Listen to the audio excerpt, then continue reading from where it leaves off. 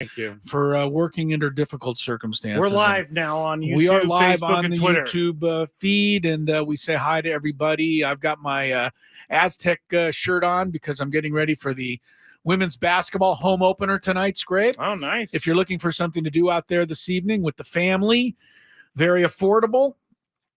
Tickets, I think, are like $6. Wow. I mean, yeah, maybe a little affordable. more, but go on down to Viejas Arena. See our team, Stacy, Terry, Hudson, and the Aztec women open at home tonight against Cal Baptist. Pretty good opponent, actually. You don't know about them, but they're pretty good. It should be a good game tonight.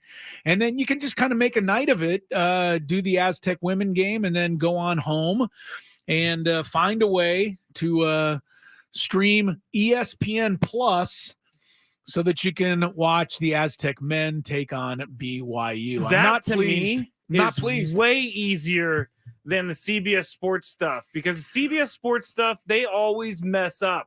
Well, but I'm still not pleased that the game is not on television. I mean, the tonight. other game wasn't on television either, was it? What? The first game. The first game? No, that was on FS1. The Cal State it Fullerton was. game. Okay, yeah, all right. that was on FS1. I did not know that. Yeah, I'm not pleased that the Aztecs BYU, which I find to be a pretty good basketball game, is not on television. I mean, not everybody subscribes to ESPN Plus. No, you're right. And if you don't subscribe to it, I don't believe there's a way you can watch the game tonight. And I just think that stinks. I mean, this is a big game.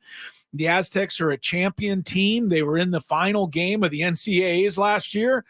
Look, I mean, what does ESPN have to show tonight that they can't be showing, San Diego State basketball? If Kansas was playing tonight, right, they'd find a way to get the game on. You know what I mean? If Duke was playing tonight, they'd find a way to get the game on. North Carolina, they'd find a way. San Diego State, I understand we're not a blue blood, but we are a national championship game team, and I think our games should be on television. I don't think I should have to pay extra and download ESPN Plus just to watch the Aztec basketball game tonight, especially it's not like they're playing no one. I mean, BYU is always a great game. It's the 6th year in a row that they've played. The Aztecs have won 3 of the 5 previous. It's a close to a rivalry game. I don't know that BYU always looks at it as a rivalry, but I know that San Diego State hates BYU and always looks at it as a big rivalry test. But, Brian Dutcher said it. He goes, I'm looking forward to this game tonight. I don't know why I'm looking forward to it, considering the fact that we're 4-30 all time at Provo, which is the Aztecs all-time record there. That's really bad. Yeah, they haven't won there very often. So it's a big challenge for, this new team, a new group of guys. And I'm a little upset, but I mean, I'm lucky I do have ESPN Plus, so I will go home and after the women's game, and I will probably get to watch the second half, provided the stream isn't buffering or some other crazy thing is happening. I checked the ESPN programming as to why there wasn't a college basketball game on. It's because they carry the NBA. And guess what, Chris? What? This hot matchup between the Lakers and the Suns is going to be at 7:05. All right. I can't. What am I going to do? You can't fight City Hall. But that doesn't mean that the Aztec game couldn't be on ESPN2 or somewhere like that. I'm looking at ESPN2 to try to find out what's going on. What are they carrying?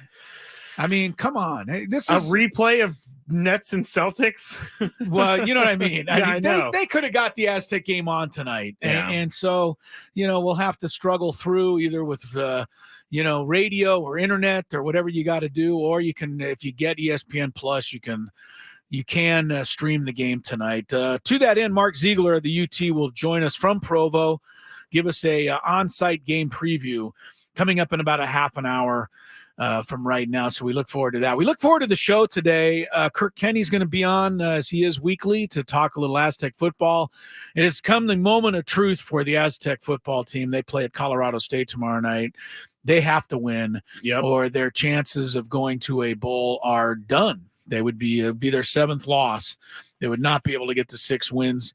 They're trying to keep alive, a 14-year streak of making bowl games. And so we'll talk a little bit about what all that means. And the heat is being turned up indeed on Brady Hoke. We have a great countdown for you coming up in the 5 o'clock hour today. Skraby and I are going to reveal our top 5 movie characters of all time. That is not easy to do. It's I mean, not. there's been only Scrabe, about 10,000 movies that have come out in our lifetime. I would maybe say more. I would say more. Yeah, maybe more. And to narrow it down to our 5 favorite movie characters is not going to be easy, but that's coming up a little bit later on as our Finally a Friday program gets underway. Now, I say it's finally a Friday, but finally is not the verbiage I would use to describe what is going on with the Padres managerial search, because they haven't finally announced a manager yet. Nope. Still waiting on that. I don't think you use the weekend to do it. No. Weekend is not a good time to announce something like that. So we're pretty much into next week now as far as the Padre manager, Phil Nevin. All reports say that he interviewed yesterday. He did, yeah. And it went well. Benji Gill, it went well with him. The premier of Mexico has put in his support for Benji Gill. And all the while, Mike Schilt and Ryan Flaherty remain in the hunt. And as I like to say, the unpredictability of A.J. Preller stays alive, too. I mean, there is still a chance that it is somebody off the board that winds up as the Padres manager. Now, that is something we are waiting on. Another thing we are waiting on is the future of Juan Soto. And an interesting story today, if you do have ESPN Plus, it's exclusive content, Skrabe. You have to pay extra for it. I knew you were going to be a little angry about that. It does frustrate me, even though I do pay for it. I don't like the fact that ESPN has such a thing. Like, this story is so good that we can't just give it to you. Yeah. You've got to pay extra for it. Absolutely. Well, and as much as I love Alden Gonzalez, who wrote this story on ESPN Plus, he's a frequent contributor to the show. Mm-hmm. The story isn't that worthy of having to pay extra for, but the story is indeed why baseball is buzzing about the Padres trading Juan Soto.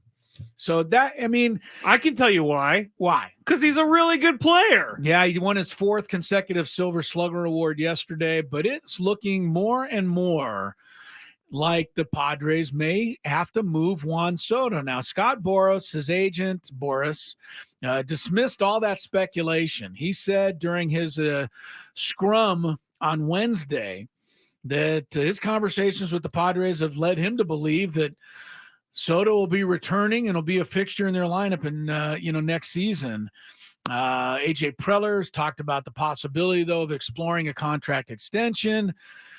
But there's a couple of general managers that are quoted in the Alden Gonzalez story. One says, quote, I don't think they have much of a choice, honestly. To trade him. Yeah. They kind of have put themselves in this position. See, I agree with that rival GM. They're kind of in this position. The Padres right now. Let's go around the diamond, Skrabe. Where do they have? Thank you.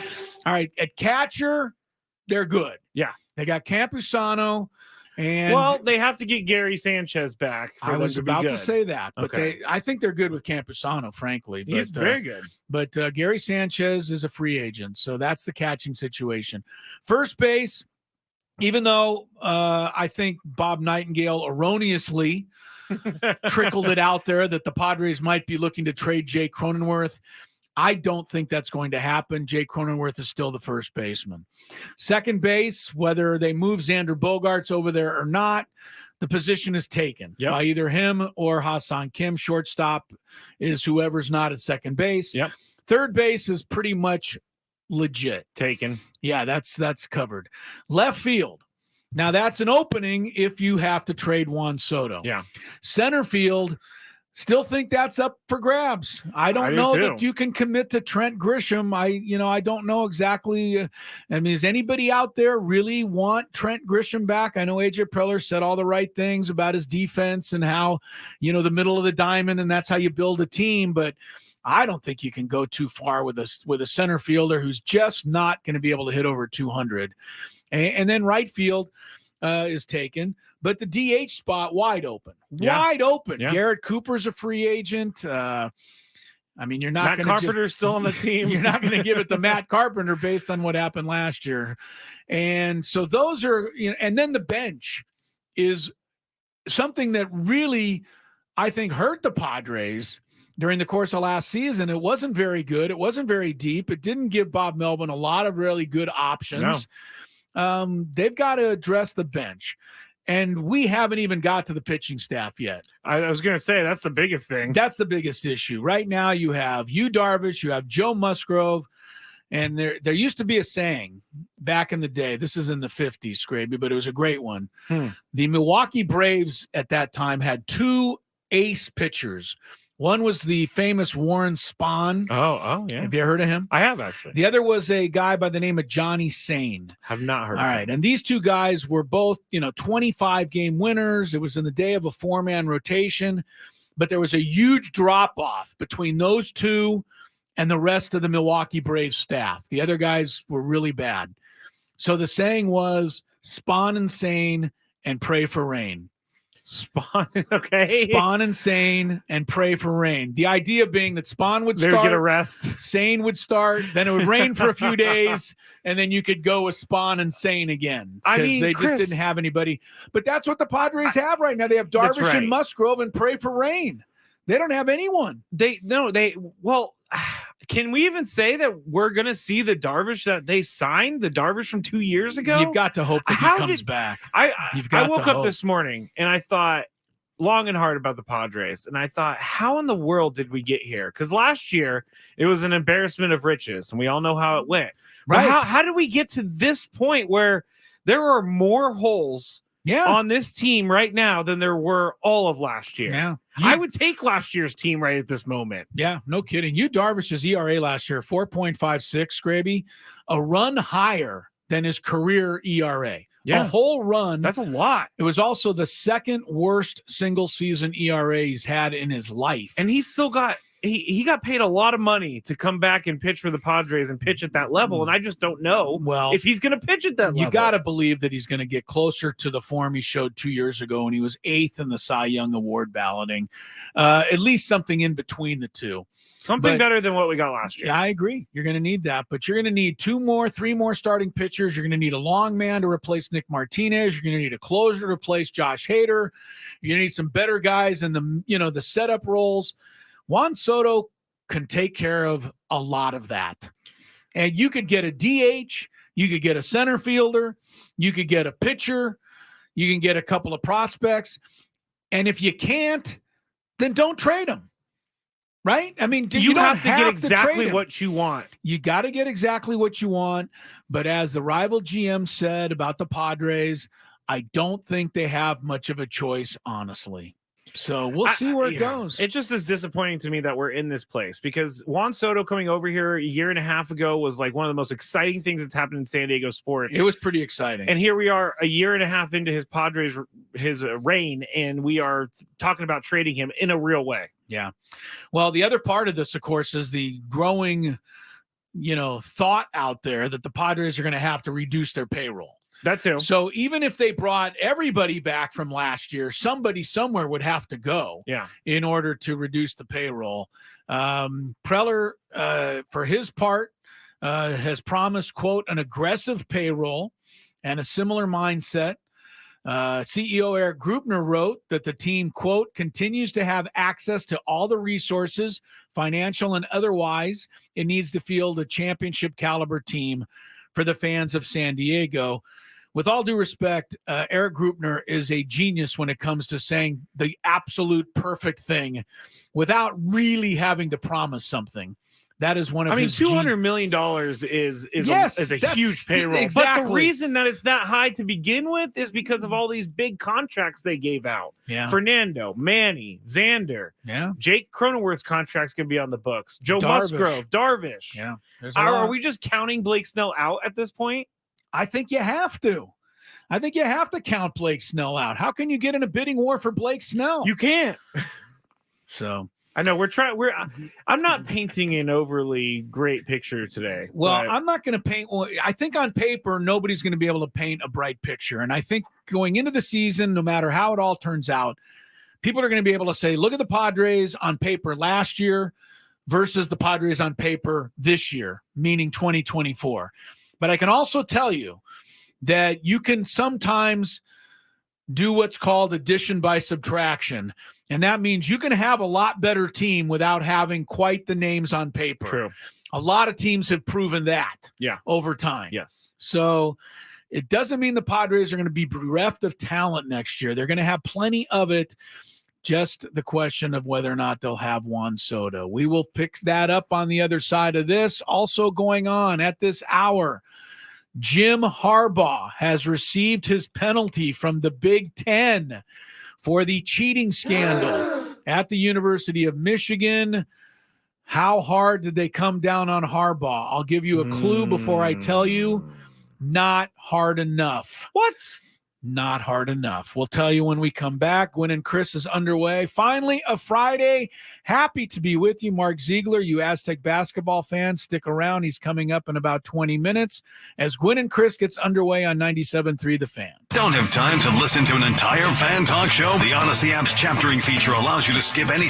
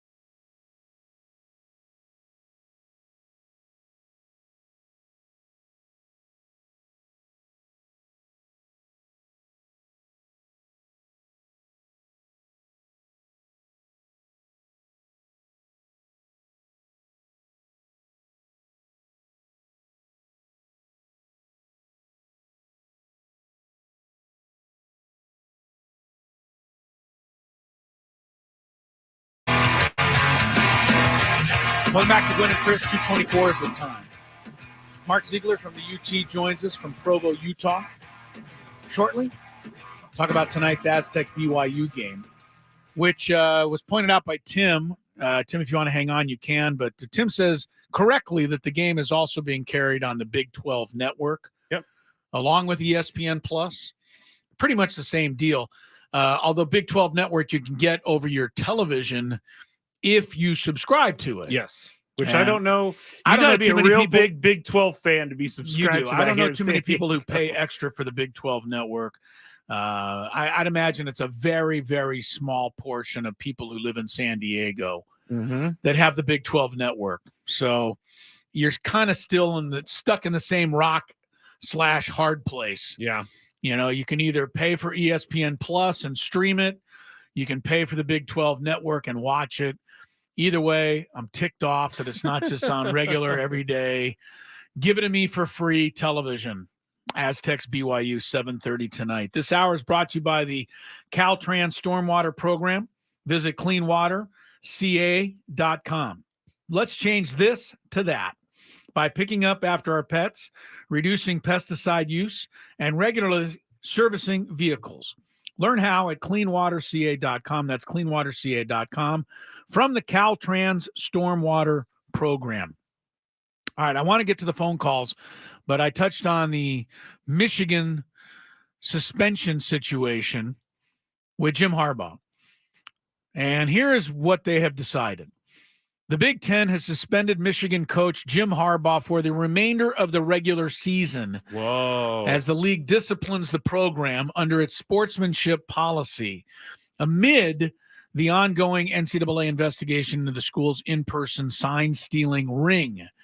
The more I read about the sign-stealing ring, it was involved. There's just no way that one person and this one guy, what's his name? Stallion. Yeah, he's quit trying to take all of the blame with him. But it's not a one-person thing. I mean, this is the more you read about this, the more you find out that it was really involved. A lot of people were in on it. Apparently, Jim Harbaugh, the head coach of the program, knew nothing. But I believe Jim Harbaugh about as much as far as I can throw him, as the old saying goes. You don't think there's any way that an assistant coach was trying to do something? I don't know. Jim Harbaugh I guess it's didn't know? the same assistant coach who was cheating under the recruiting violations that Coach Harbaugh said he knew nothing about. Oh, that's another thing. Which caused him to be suspended for the first 4 games of this year. Forgot about that. Actually. Yeah, he's not only been suspended. I mean, how many major college coaches get suspended twice in one season? Any that I know without of. being fired. I mean, what has the guy got to do for the University of Michigan to say, hey, enough is enough. This guy's embarrassing our program. But not only is Michigan not saying that, Michigan is saying we seek to get a court order to prevent this disciplinary action from taking effect. So Michigan is doubling down on its backing of Jim Harbaugh. They're not only accepting the punishment and taking action themselves and saying, man, what an embarrassment. Our national championship team has been found to be cheating beyond the scope of fair play. But they're not doing that. They're saying, we're going to prevent this disciplinary action. I imagine a court ruling probably will agree with them. And I bet you Harbaugh will be on the sidelines anyway this Saturday when they take on Penn State. I really think tomorrow? he'll be. Yeah. I think they'll get something done. Like a stay or something? Just something that I don't know if doesn't allow this punishment. Something that doesn't allow this punishment to take effect immediately. Here's, I don't like cheating. I don't like it when likes it when people get away with things. But like, there are so many people that are ready to write Jim Harbaugh off forever. And I'm watching in the chat. It's like, why? I don't understand why people are so upset about this when there's probably stuff like this going on all the time, all over the country. Well, and don't tell me, Brutus fan, that Ohio State is clean and everything, because they're not. No, Ohio State's mess with Jim Sorry, Tressel. Brutus fan, for with Jim Tressel many years ago, and who was the running back? Maurice Claret, who was driving a Cadillac around yeah. campus. Jim Tressel never saw it, of course. He also got in trouble for stuff after Oh, college. there was all kinds of stuff. So Ohio State, we see you. But here's the thing. Not every big name school is being investigated for this kind of involved cheating type scandal and cheating ring. So Michigan to me is on another level, because I agree with you, Skraby. Everybody's always trying to get an edge. There's no question. But Michigan has obviously gone well beyond that. And I don't think that the Big Ten would stick its neck out there if they didn't have enough to be able to, levy this suspension on him as they did today. But Harbaugh will be allowed to coach the rest of the season during the week. He just will not allow to be on the sidelines on game day. But as I said, Michigan's going to take this to court, probably get a stay against this ruling. I don't know. To me, if I'm the University of Michigan, I guess there's part of me that says what you say, Scrabe, and that is, hey, everybody's doing it, so, not a big deal. But there's got to be part of me at Michigan that says, this is embarrassing me. This is University of Michigan. They've won more football games at Michigan than I believe any other school in the history of the sport. I mean, they've been around since the 1800s playing football at Michigan. Jim Harbaugh is about to be, if it holds up, suspended for the second time this year. I don't know why I'm not more angry about this. Embarrassing. I don't know why. I've tried to dig deep and figure out why this doesn't bother me. Huh? I can't find the anger because to me, it just sounds like all these other schools are mad that Michigan is good this year, and they all banded together to get Jim Harbaugh out. Yeah, well, they're mad that Michigan was mediocre the first couple of years of Harbaugh's tenure.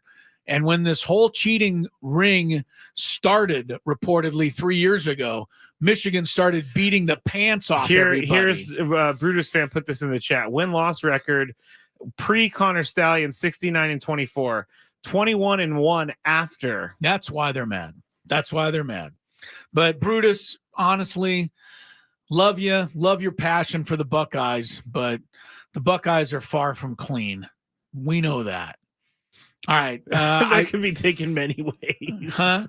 Never mind. Yeah, well, try to take it the right way. Yes. All right. I got phone calls, but I'm at the bottom of the hour. I apologize to you guys. Try to get you on before Mark Ziegler joins us next on Gwynn and Chris. Ben and Woods on the Fan. But those dudes with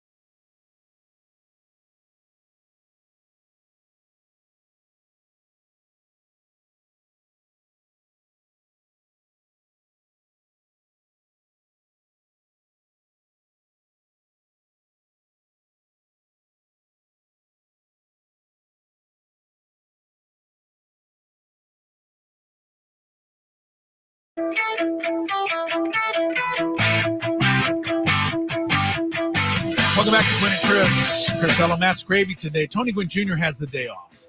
He'll be back on Monday. So you can just kind of hang out with us today on the YouTube stream. We are pretty cool. We're fun.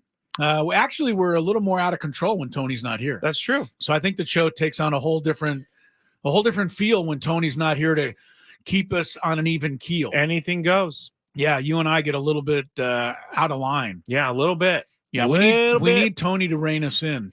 No, I don't think so. For today, at least. Not today. Not today. We will not be reined in today. You can watch the show on YouTube. Search for 97.3 The Fan. And make sure you subscribe to that channel so that you're checked in for Gwynn and Chris every afternoon from 2 to 6. Mark Ziggler here in just a second. But before we get to Mark and the Aztec basketball tonight, no less than our friend Buster Olney. Oh, yeah. Has suggested on the MLB Network that he is certain that Juan Soto will be traded before the season starts. Well, the tweet that I saw said absolutely 100% certain. That 100% certain that Juan Soto will be traded before the season starts. Now, when you have a tweet like that, you're not attributing it to any sources, right? It's Buster Olney. Buster Olney is just he's your own source. He's your own source. Yeah. So Buster's saying that, but I don't know that he knows for a fact that it's 100% certain. Well, he can't know for a fact because it hasn't happened. Is he just surmising that he's 100% sure that it'll happen? Or does he know? Right. You're right. Does he he should have know? said 99% sure. Yeah, you should always leave an opening, especially with AJ Preller. Yeah, that's true. You never 100% know what AJ is going to do. But I think But I agree with him. I don't see any other way for the Padres to replenish this team and stay very, very, much a contender without parting with Juan Soto. I hate that it's come to this. I really do. I hate that it's come to this because now we're going to lower payroll and you're going to improve the entire roster by parting with him. And it's almost something that they must do. Let's go back to trade day. If you know then what you know now about how things have transpired, you're not making that trade, right? For Juan Soto? Yeah. I got to the National League Championship Series. You did, but I don't know. I don't really have a problem with it. I mean, would I have had to sign Xander Bogaerts? Maybe not, because I'd probably still have CJ Abrams. Yeah. But he might be the only one I'm truly missing at this point. At this point, yeah. I mean, Mackenzie Gore, has he really turned into anything special? Not yet. Did we miss anything with Robert Hassel? Not yet. Not yet. James Wood is another one, I believe. James Wood, I haven't seen Heiner hear of him. And Luke Voigt. I mean, basically the trade as it stands right now is Juan Soto for 2 years versus CJ Abrams. I don't think that's a bad deal at all. Anyway, we'll see where it goes. But Buster Olney is saying that he is 100% certain that Juan Soto will be traded before the start of next season. Something to certainly chew on. All right. It is something to chew on. I need to turn on the microphone. Turn the microphone on. Make sure you turn Mark Ziegler's microphone on. He is ready. He is in one of my favorite places on earth today. They usually have a welcome sign for me when I arrive there, Provo, Utah, for tonight's Aztec BYU game. How are you, Mark? I'm doing well. I want to know what you think. I don't know if you saw, I had a little note about their starting senior guard, Spencer Johnson, is 26 years old. This is his 8th year out of high school. I just thought I'd drop that. Yeah. Drop that knowledge on us. Yeah. I just want you to react to that, Chris. Yeah, I'm not going to, because I'll just get myself in major trouble. Yes, I need an armed guard when I get off the airplane in Provo, Utah. These days. But that's neither here nor there. 26, though, like. Yeah. Don't you feel circumstances behind why he's 26? What was his name? Wenke won the Heisman Trophy, didn't he? He did. He was older than that. Isn't there also a BYU guard transfer that's not going to play tonight? I read somewhere, Mark. Did you see this? Yeah, there's they had a couple guys who are injured and they were questionable. So Okay. but Darian Trammell may not play for San Diego State. We still don't know about Trammell then. That's a game time. I think it's going to be, and I think, a lot of times they just say, oh, it's game time, and they know ahead of time whether they're playing or not. I genuinely think it might be game time because, he practiced this week. He looked pretty good to me, but, you can tell the shoulder's still, bothering a little bit. He has to get the strength back in that shoulder. And this might not be the right game to throw him out there. So I have a feeling they, practice him the last 2 days hard, see how he feels waking up, and maybe see how he was in shoot around today, and then make a decision, before the game. All right. But he's on the trip. Yeah, and he'll he is probably be suited up, I would think. So we will see. Well, that is good. Mark Ziggler is with us. The Aztecs are in Provo, getting set to take on BYU tonight. You wrote today, Mark, that we may have to, part with this series after this season. This is the 6th year in a row they've played, but BYU joining the Big 12, and it looking more and more likely like the Mountain West is going to make the Aztecs play a 20-game conference schedule here in the coming years. Just not going to be room for this game any longer. And BYU's schedule, let's be honest, they're going to be starting to play Kansas, Kansas State, Baylor, Iowa State. They got a murderer's row, so they're probably not going to want to play the Aztecs anymore. Yeah, I think both teams really want to play, but I just think the circumstances are such that, particularly on the BYU end, it's going to be really, really hard.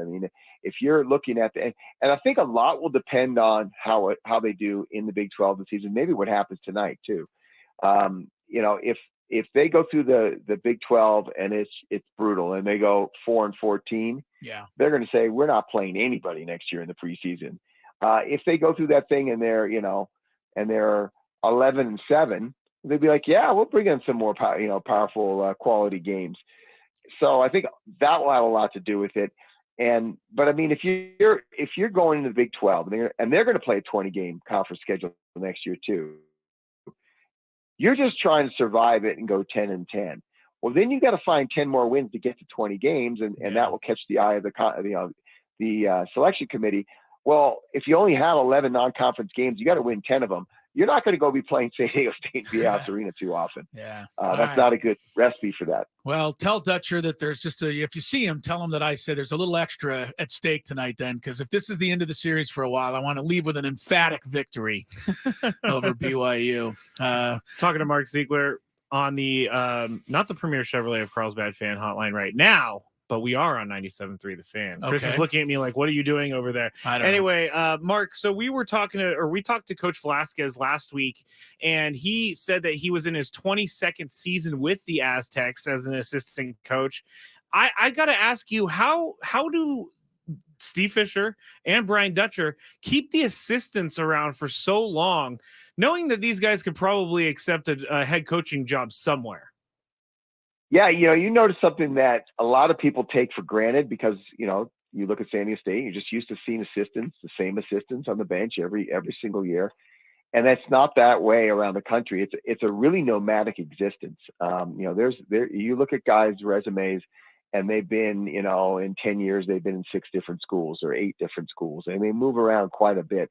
You look at Tim Shelton, who played at San Diego State and then worked his way up and was on staff. He left and went to Fresno State, and then he went to Oregon State, and now he's at Colorado State. And so the guys at San Diego State like to stay. They could get higher paid jobs. Just know that they could go to a power conference. The comparable job in a power conference probably pays them $100,000 to $150,000 more a year. They're living in San Diego, which is expensive. But the reason I think they really like to stay is Dutch is great to work for. He is not a tyrant. Some of these head coaches are tyrants. Yeah. And also he gives them a lot of responsibility. They can actually coach. I've seen some, Mike Krzyzewski practices, and the assistants just walked around. They didn't do anything. And there's a lot of coaches like that. Brian Dutcher is more of a CEO, quality control type head coach. He lets the assistants run the practice. They plan the practices. Dave Velasquez handles the defense. Chris Acker handles the offense. J.D. Lester handles transition and rebounding, but they all help each other out in each of their areas. But they're out there really running the practices and coaching and being coaches. And I think those guys really appreciate that. If you're a coach, you want to coach. You just don't want to have to put a suit on, sit in the end of the bench, the clipboard, and that's the extent of your job. But you really want to be out there, and so I think that has a lot to do with them staying, because they feel like they're really contributing to something. Interesting, but yet another reason why we love Coach Dutch so much. Mark Ziegler's with us. I want to talk about Jaden Ledee. I mean, I watched the second half the other night on the flight back from Portland with the women, Mark, and I mean, I don't expect Jaden Ledee to look like a man among boys in every single game he plays, but he sure looked like it the other night. I mean, he looks bigger, he looks stronger, he looks faster. He dribbled the ball the length of the court and dunked it, a la Charles Barkley. I mean, the upside for this guy looks like it's through the roof all of a sudden. I mean, speak to what he's capable of potentially doing this year. Yeah, I mean, it's funny. I was doing my Mountain West preseason ballot, and I'm like, okay, player of the year. And I ended up voting for Isaiah Stevens. He has the most pedigree, Colorado State guard. He's been in the league. He's really, really good. But I paused for a second, and I almost clicked Jaden Ledee. And it's just because I watch him every day in practice. I see what he's capable of. And I saw it last year too. But there was just a transition. I mean, this guy had not played a lot of basketball in college. I mean, at Ohio State, he kind of sat on the bench, and he went to TCU and he played a little bit. Then he sat out a full year of redshirting, and then he came off the bench again last year.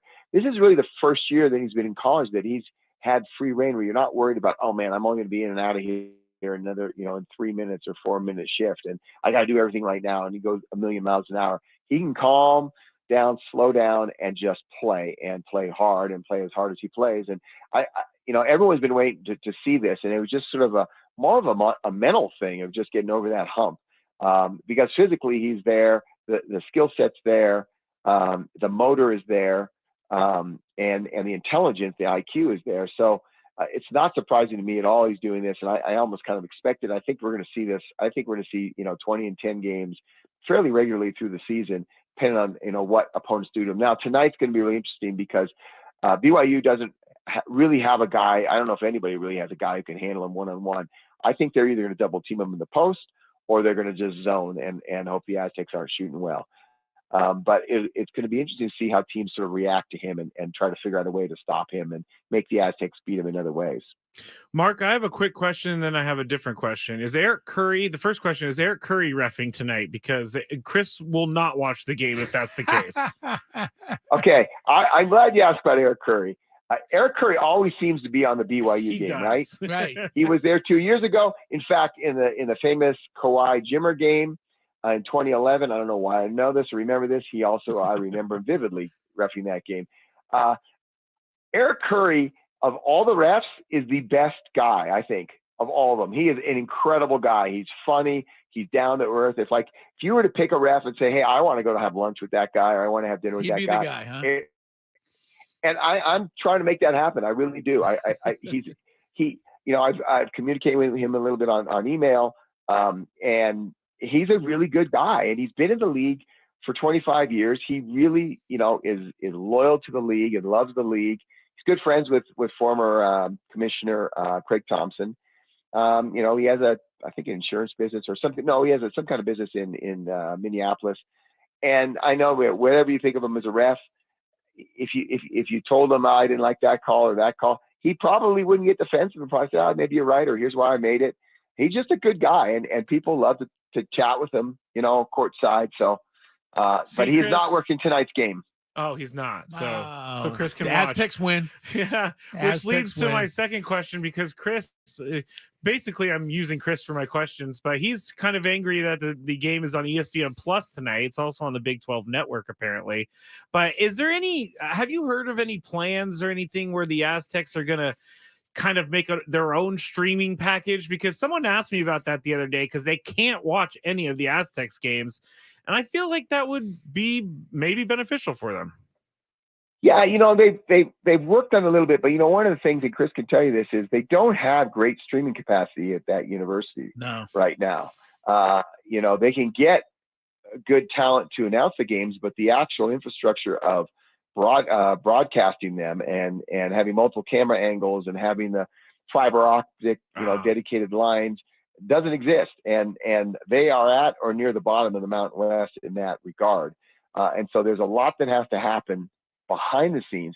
And that was one of the interesting things about it. If they ended up in the Pac-12, the Pac-12 ended up on a predominantly streaming broadcast package like Apple TV, they would have to upgrade infrastructure to the tune of like $15 million almost overnight. Wow. And hire multiple people. I mean, their staff is basically one guy, and they'd have to hire lots of people. So I think before they do that, I think, something like that would probably be helpful to a lot of fans, and it would be watched. But they've got a lot to do behind the scenes before they get there. No, it's good I asked, because I had no idea that they needed more infrastructure. I don't really know what goes into it. So Chris will tell you.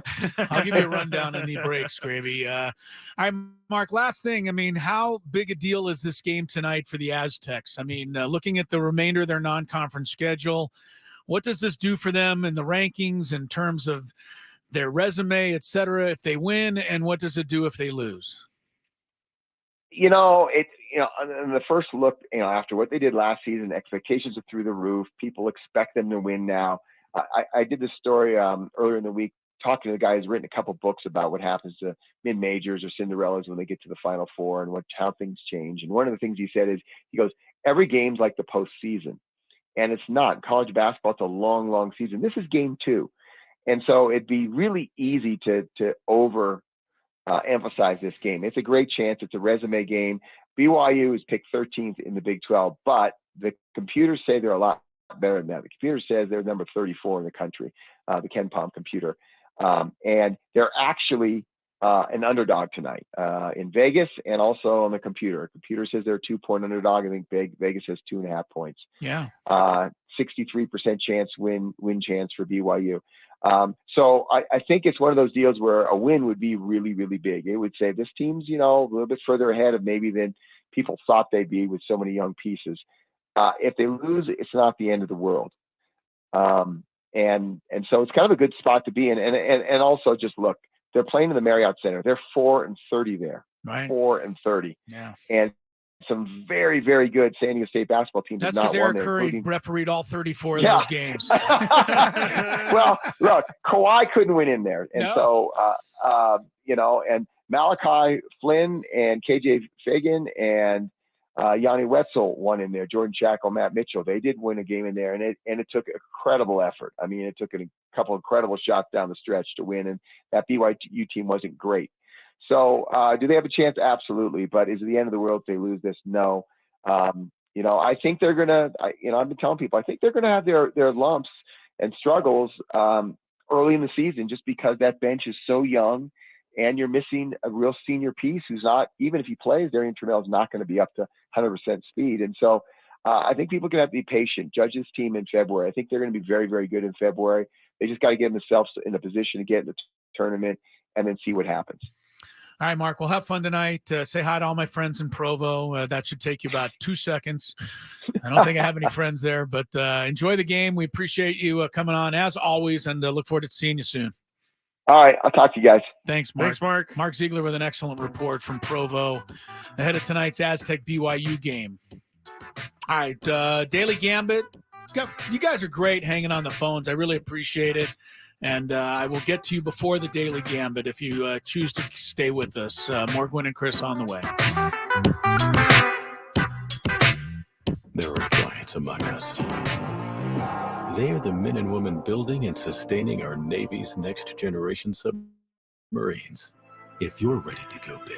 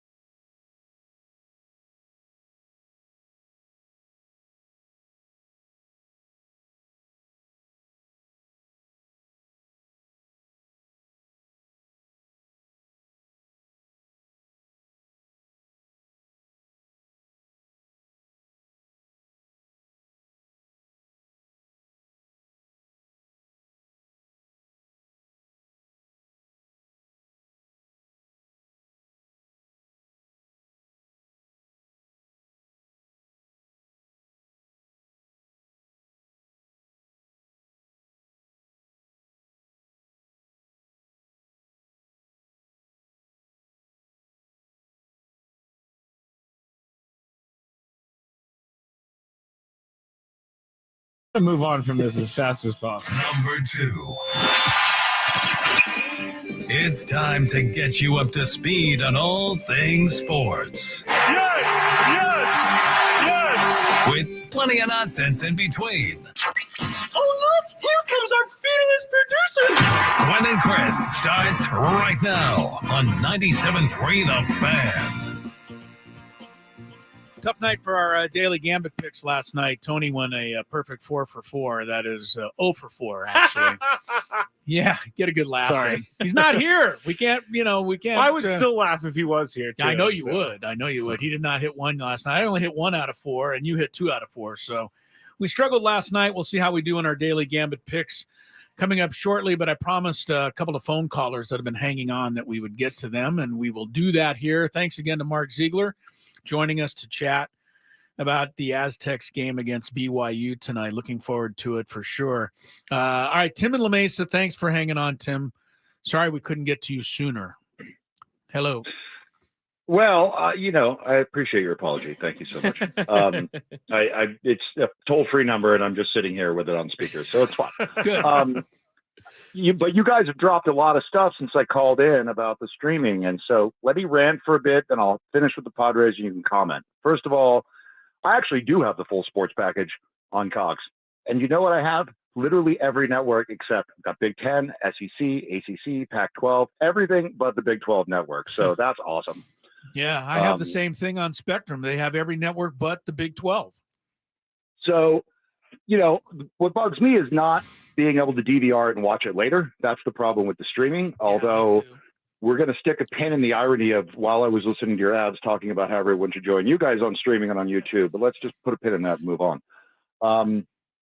The Michigan thing, I'm kind of with Skraby here. Like, I'm struggling to be too angry about it because let's be honest, everything in Power 5 football is corrupt to the core. This is just the current thing that we're talking about that's corrupt to the core, right? Like, it's not new. It's salacious, and it's something to talk about right now, but it's certainly going to be him or somebody else in 2 weeks or next season because they're all cheating, and we all know that. So it is hard to really get up my ire about it. Also, I don't care about Michigan or Ohio State anyways. And then I was curious, the Padre thing. I tend to be with you. Like, I love Soto. I would love to have all the money to spend. I love to watch him hit. There's no way we can keep him and field a team if we want to be at $200 million. And frankly, the guy is a massive liability in the field. And do you really want, if he hits 290 and 30 home runs and makes 20 errors a year, is he really worth $40 or $45 million a year? And I don't know that the answer is yes to that, as much as unless you can dump Bogart's salary to keep him or something like that, that $35 million a year might be Waka, maybe part of Snell or Lugo and somebody else, not even including the trade pieces. So, it aggravates me. I wish we could spend $300 million a year, but we all know we can't. So, we probably have to get what we can and move on. Although we certainly, Hader's not a problem. I mean, we got a closer, Chris. We got him under there. It's going to be Suarez. Suarez for closer. Yeah, I think you're right about that. Thank you, Tim, for the Tim, thoughts. that was a great call. And, as far as everybody in college football cheating, I kind of agree with you. But the fact is Michigan got caught, and I think something needs to happen because if something doesn't happen, then everyone else is going to keep cheating. Aw, no one's ever going to cheat again because Michigan was punished. That's just going to take away all the cheating in the world. No, it's never going to take away all the cheating, but let's try to at least – I mean, it's like we can't catch everybody who speeds. True. But we still need to pull over some people that we do catch speeding. The fastest speeders. Well, I'm just saying. I mean, if you're going to say everybody's speeding, so I'm not going to pull anybody over ever again, that's what I equate it to. If everybody's cheating, but we catch Michigan cheating, then we got to punish them. But it doesn't stop me from allegedly speeding. If I see someone getting pulled over, then yes, I'll slow down. But if yeah, you normally do, right? Yeah, but So if everybody sees Harbaugh, way, if everybody sees Harbaugh removed from his position as Michigan head coach, and realizes that cheating leads to potential losing of your employment and losing all of the millions of dollars that come with it, maybe I'll think again. Maybe you say. Gary in San Diego, thanks for waiting, Gary. Hello. Hey, thanks for taking my call. Yes. enjoy listening to these conversations. Yeah, I think I don't know if he's cheating. They're just giving him a 3-week vacation. Yeah, but that's what moving they on. gave him already. They gave him a 4-week vacation at the beginning of the year. Well, that's why they're playing so well. They're pretty well rested. He is. He's definitely well rested. Good call, Gary. I saw an email come over from Kaplan saying that Scott Boras said over in Nashville at the GM meetings that Soto's going to be a Padre in 24. Yes, we saw that too. Anyway, so we saw that too, but it's not. I mean, that's just an agent talking. I mean, are you really looking? I mean, if you're looking at this team, does it make sense to you to keep Soto and keep, try to get under the payroll threshold and improve the team? I mean, I don't know. You can do them all. Yeah, it's going to be hard. It's going to be really hard. The other guys may have to cooperate and renegotiate out their money for a longer period, maybe. But I think with all these players, though, it just seems like the Padres just don't know how to make a lineup. I mean, I was more of a suspect than a prospect in the minor leagues, but, we grew up making lineups and knowing where the best fit is in the lineup for each guy based on their profile. And I think Soto should be over at first base. He's a heck of a slugger. He commands those numbers this year. Maybe Profar's the interim left fielder. Tatis, maybe move him to center, and then you need another corner guy with some power. Maybe Cronenworth can play left field. I don't know. But if they're going to become a top-notch team, they got to get rid of their suspects and really focus on the prospects. And then based on the numbers, it looks like Bogart should be leading off. Kim maybe number 2 guy. And your 3, 4, 5 guys can be Soto, Machado, and Tatis. Depending on who's hot, you can move them around a little bit in those 3 slots. And then you start your lineup over again. Maybe you put Profar in the number 6 or 7 slot. I mean, and work, you got some other guys, the catcher, to work in there in your DH. But it just seems like it was so uncomfortable to listen to the lineup, to how they laid it out, because it just didn't seem like it fit on any given day. Because unlike football where you can just draft athletes, I suppose, in baseball, it's really nuanced with your lineup based on the profile of the guy and how he fits into the field and into the lineup offensively. But one of the problems that they had last year, Gary, was that some of the guys only wanted to bat in certain places. I mean, that was another issue that didn't really get talked about a lot, but we heard a lot of noise about that. Whether it was actually true or not, I don't know. But Bogarts didn't want to lead off. Soto didn't want to bat second. I mean, there was a whole bunch of things. Start leading off at some point. I don't remember. At the end of the year, and he was doing all right. Yeah. Thank you, Gary, for the phone call. I think Bob Melvin finally just won out, in the end, and said, "Hey, we got to keep changing this until we get it right," because it wasn't working with Bogarts sitting in the middle and not driving in any runs. So, Gary, thanks. I don't agree with Juan Soto at first base for one major reason. He's a terrible fielder. And you need a good fielder at first base. People think first base, you just stand there and catch the ball. First base is a hugely important defensive position. I would not trust Juan Soto there. So yeah, I don't know about that either. But I've never played Major League first base, so yeah, you haven't really played much any kind of first base. What are you talking about? I was great with the softball team. All right, I'll just let you get away with that one for now because I'm not in the mood to argue, and I am in the mood to get to today's Daily Gambit. Do you like money? I think about money a lot. Do you like money without doing anything? Winning. Do you want to make money while watching sports? I think Washington is immortal luck. Washington! Woohoo! If you answered yes, this is your segment. Just don't blame us when you lose. Nothing is ever your fault. It's your game. Take it. Gwynn and Chris go through the top bets of the day in the Daily Gambit on 97.3 The Fan. Daily Gambit's our daily sports betting segment here on Gwynn and Chris. Please, everybody, gamble responsibly. And I'm getting requests for my hybrid car rant. Have you seen my tweet from earlier, Chris? No. Okay. Well, maybe we'll get to it in a little bit. First, the biggest fan contest is returning on November 13th. Visit 973thefansd.com/biggest fan. Register your name and then listen at 9:15 a.m., 11:30 a.m., and 5 p.m. during each fan talk show. If you hear your name called, call us back within 10 minutes and you'll qualify for our grand prize, which is 20 tickets to a 2024 Padres game in the Odyssey Suite to watch a Padres game with your friends in all of the fans' hosts. Now, my parlay last night was a Thursday night football same game parlay. First one would be Chicago Bears on the money line. That happened. Second one would be Deontay Foreman anytime touchdown scorer. That happened. And we thought that was going to be the toughest one. Leg. Yeah, you got that one, Skraby. I thought maybe you had a shot at it. I thought so too. I needed DJ Moore to go under 55.5 receiving yards, and he ended up with 58 receiving yards. I knew it was going to be a tough night when I was driving home listening, and he had already had like 2 catches for 20-something yards in the first quarter. But apparently didn't do much after that, so messed up my parlay. That's what he did. You missed it by 3 yards. Yeah. Close as you've ever been. No, I've made a couple of them, but this one was close, though. This one was close. Yeah. Next, we bet on Tyson Bagent over under 188.5 yards passing. Chris and I said under. Tony said over.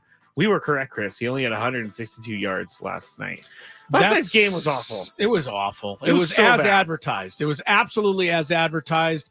And it finished with a really stupid coaching decision by Frank Reich. Let's just throw our kicker out there for a 79-yard field goal. Yeah, after he came up short from 50. Yeah. Then they kicked again, and he made it from like 51. Barely. And so Frank Reich looks at that and says, oh, yeah, he can make a 60-yarder and tie the game. Was that a call of it's time to go home? So stupid, Frank. It's time Come on, to go Frank. home. You got to be smarter than that. They had a 4th and 4. They could have converted that, got a whole lot closer. They had plenty of time. Yeah, and if anything, It you seemed need like to put Bryce Young in those positions to have to convert. See if he can do it. But he didn't. And And Bryce they ended up Young, going home. number 1 overall pick, loses to an undrafted quarterback. Yeah. Yeah, all you It's genius not going- draft nicks out there. It's not going well for Bryce Young, but all you still people got who time. all you people who put your entire life's work into the NFL draft, take Okay. note All that the right. guy you all decided to be the number 1 pick of everybody in college football couldn't even be a guy that wasn't drafted at all. Well, there's still time with Bryce Young. All right, go ahead. The Milwaukee Bucks last night, I think they were playing the Pacers. Yeah, Indiana so it was scoring like over crazy. under total score of 241.5 points. All you guys went under, you and Tony, Chris. Yeah. I went over, and it was a 126-124 final. Pacers won, and they combined for 250 points. Yeah, Pacers are averaging 126 points Wow, a game. They're that's off to crazy. a really good start. Well, The they're Bucks- averaging what they scored last night. That's right. That is right. Louisville football last night. They were 20.5-point favorites over Virginia. I knew this one wasn't going good when I tuned in the third quarter and they were losing. Yes. Like, well, you can chalk this one up as a loss. 3 touchdowns need to come real quick. Yeah. But Louisville, all of us chose them, and they won, but they only won by 7 points, so Yeah, they did that not didn't cover. work. The LA Kings and the Penguins last night, all of us went Kings. I should have went with the Gwynns. The Penguins ended up winning 4-3 Yeah, in overtime. in overtime. Tony was 0-4. You were 2-2. I was 1-3. It wasn't a very good night for any of us, but neither here nor there. Now, What do you have for the weekend? I'll just go with the San Diego State bets. No parlay, but San Diego State football is in Fort Collins taking on Colorado State. They are underdogs, 3.5-point underdogs in this game. I'll just go first. I think San Diego State's in a rebound from they almost had that one last week, and I think that they're going to win this game. They need to win this game. My wife went to Colorado State. It is a house divided this week. Wow. We need to come out victorious. So you're going Aztecs? I'll go Aztecs. Yes. All right. Now, San Diego State basketball, BYU tonight. BYU 2.5-point favorites in this game, Chris. You think I'm going to really take BYU? No. I never have. I never will. No. Yeah. Yeah, I'll take the Aztecs too. That's it for me. Although, after talking to Mark Ziegler, it's definitely iffy that they win this game tonight. And it's still iffy if Darion Trammell plays. So it's going to be a tough game. All right. For the Aztecs to win. All right. Our bets for tonight. Let's go with Phoenix Suns, 2-point favorite over the Lakers.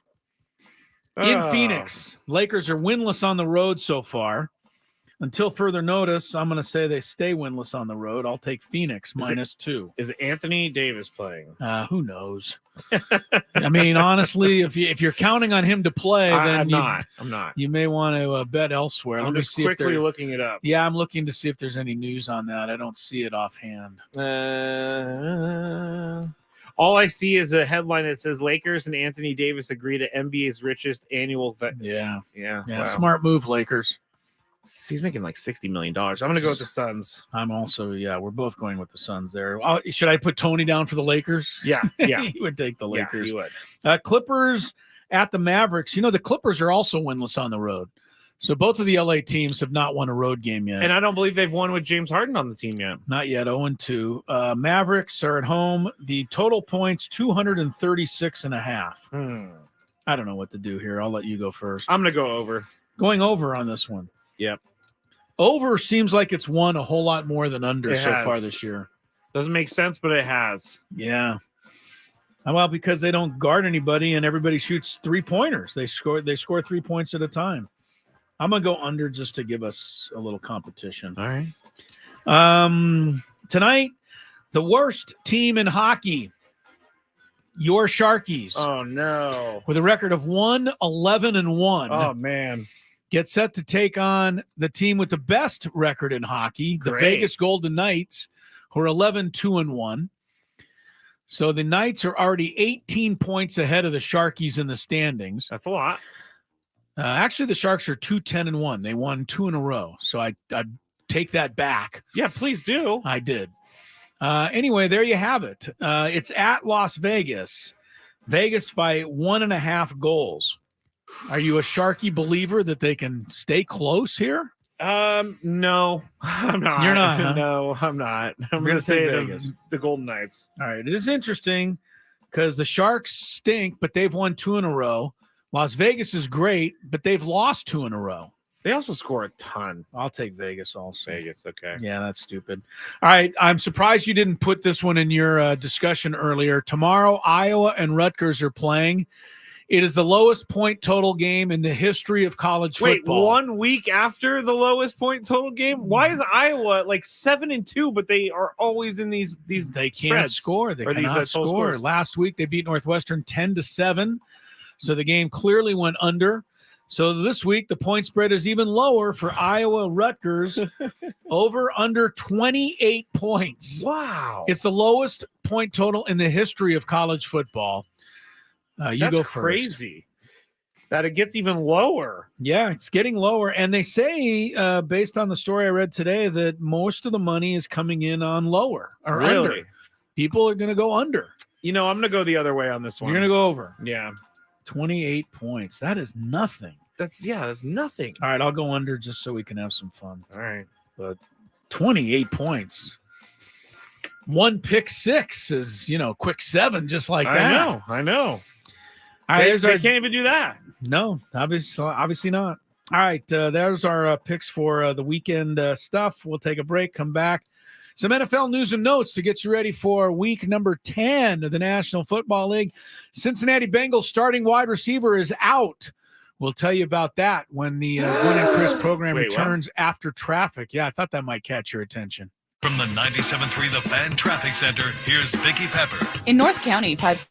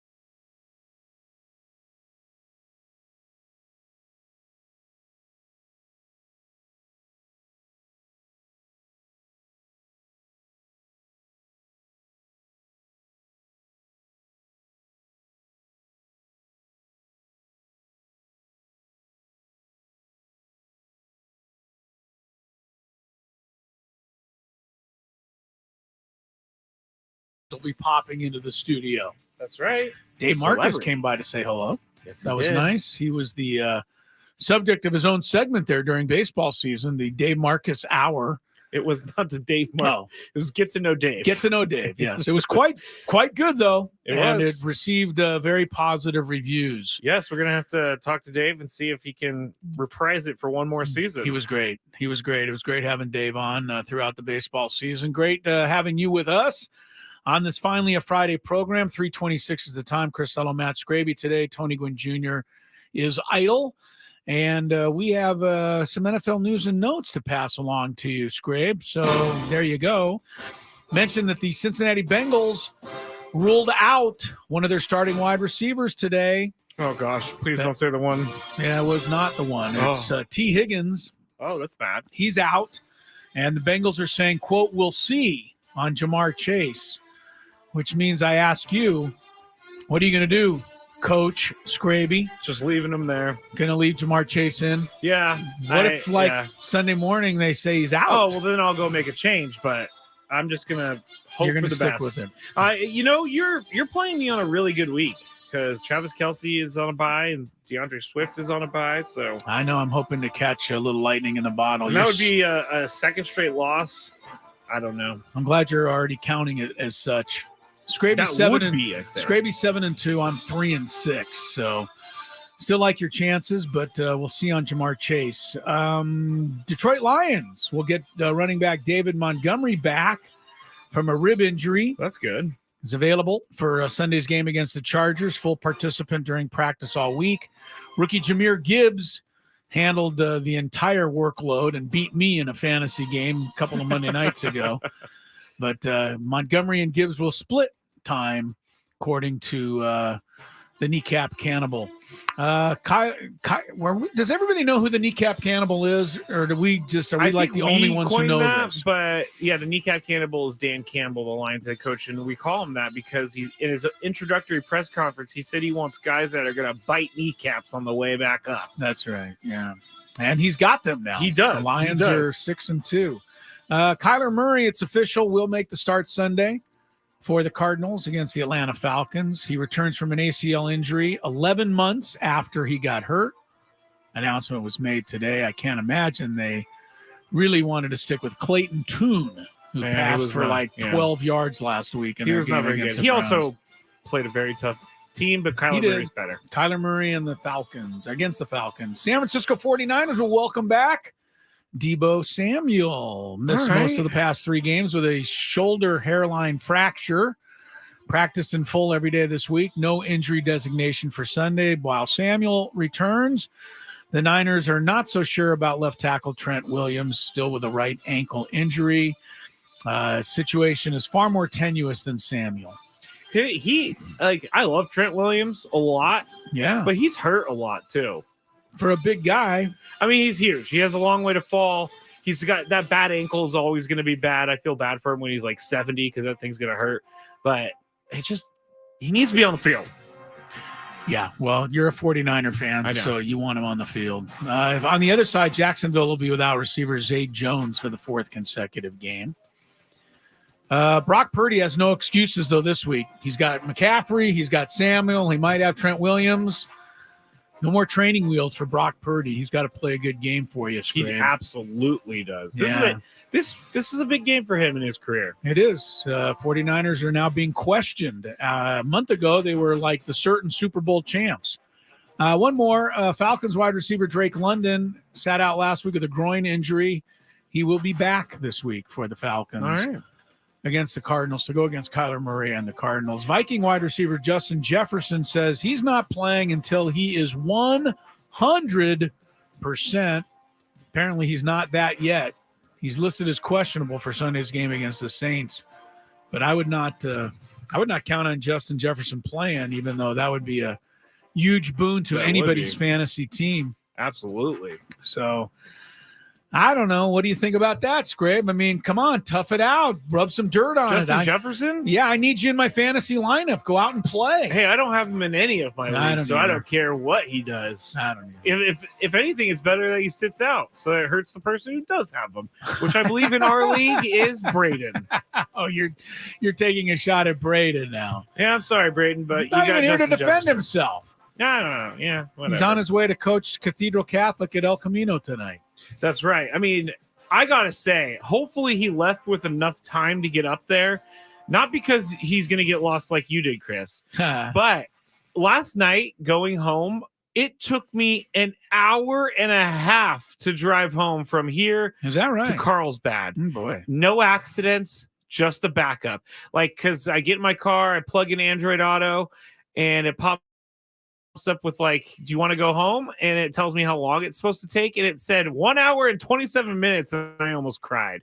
Sorry about But that. here's the rant I had earlier about the Priuses and the electric cars.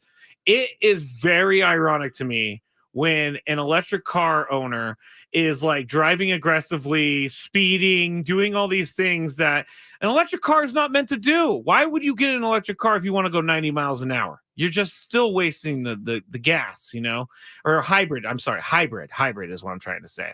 Electric car, you have no other choice but to use the electricity. But you know what I'm saying, Chris? Like Priuses that go by at 90 miles an hour cut you off. It's very ironic to me that you're supposed to be saving the environment, but you're not. Most people aren't. Does that not ever register in your mind what I just said? That doesn't. I'm just so irate that people are driving 90 miles an hour. I'm such an old man on that. Well, I am too. I'm getting tired of feeling like I'm Wile the Coyote and the Roadrunner is spinning me around as it goes past. Yeah. You know? No, someone came up behind me. People are so fast. They appear in your rearview mirror. Yeah. Like in a flash, and then dart to the left, and then cut back in front of you. Yeah. Go to the right, cut past 3 other people. Never a policeman there. Never. I don't know if it's just because I'm seeing more of it because of social media or what, but I feel like drivers are getting worse. A couple weeks ago, I was watching the freeway, and we have a view of the 15, and there was a person getting off on Arrow Drive going north, but they kind of missed the exit. So they stopped on the freeway and reversed to the exit. Like, that is how dumb some people are out there. It's ridiculous. I can't stand it. It must change. Oh my gosh, what happened? Take us to break. What happened? Take us to break. All right, when we get back, we're going to be talking to Kirk Kenny, get a little update on this big, huge Aztecs football game tomorrow. And Chris, hopefully, will be with us as well. The biggest fan contest is returning on November 13th. Visit 97.3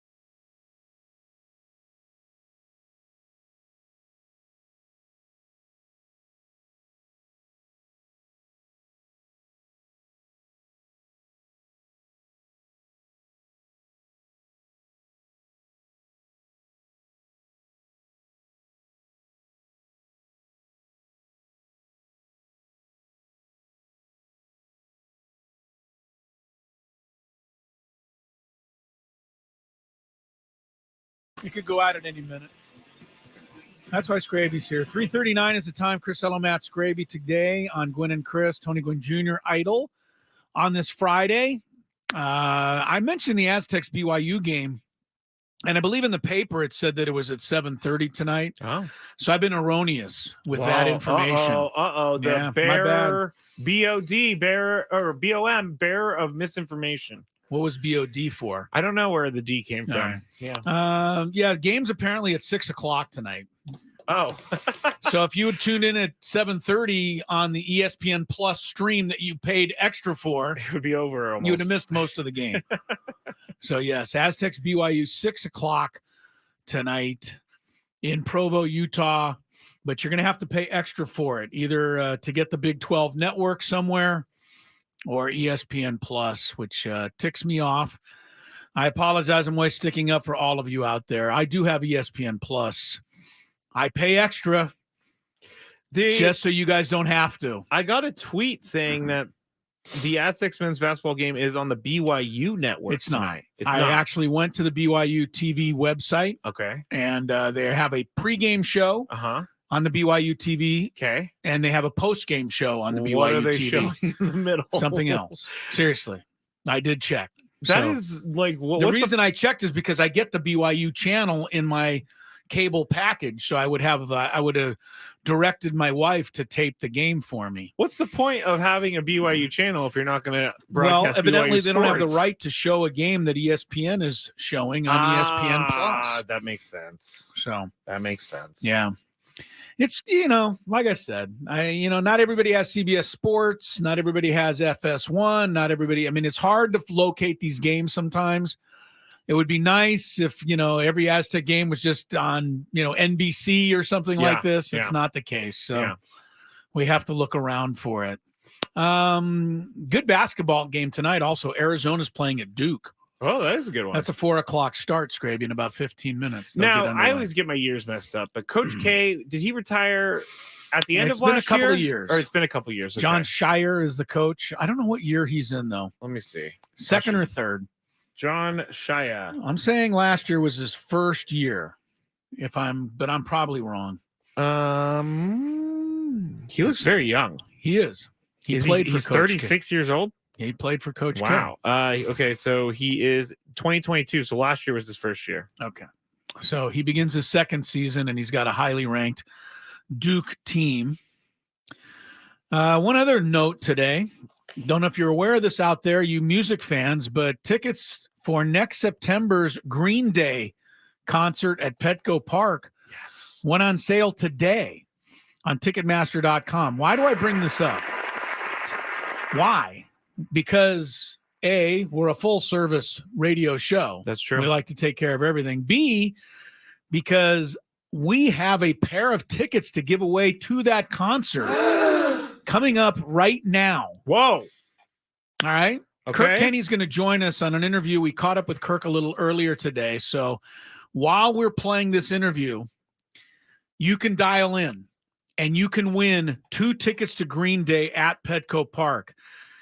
Listen closely to your question.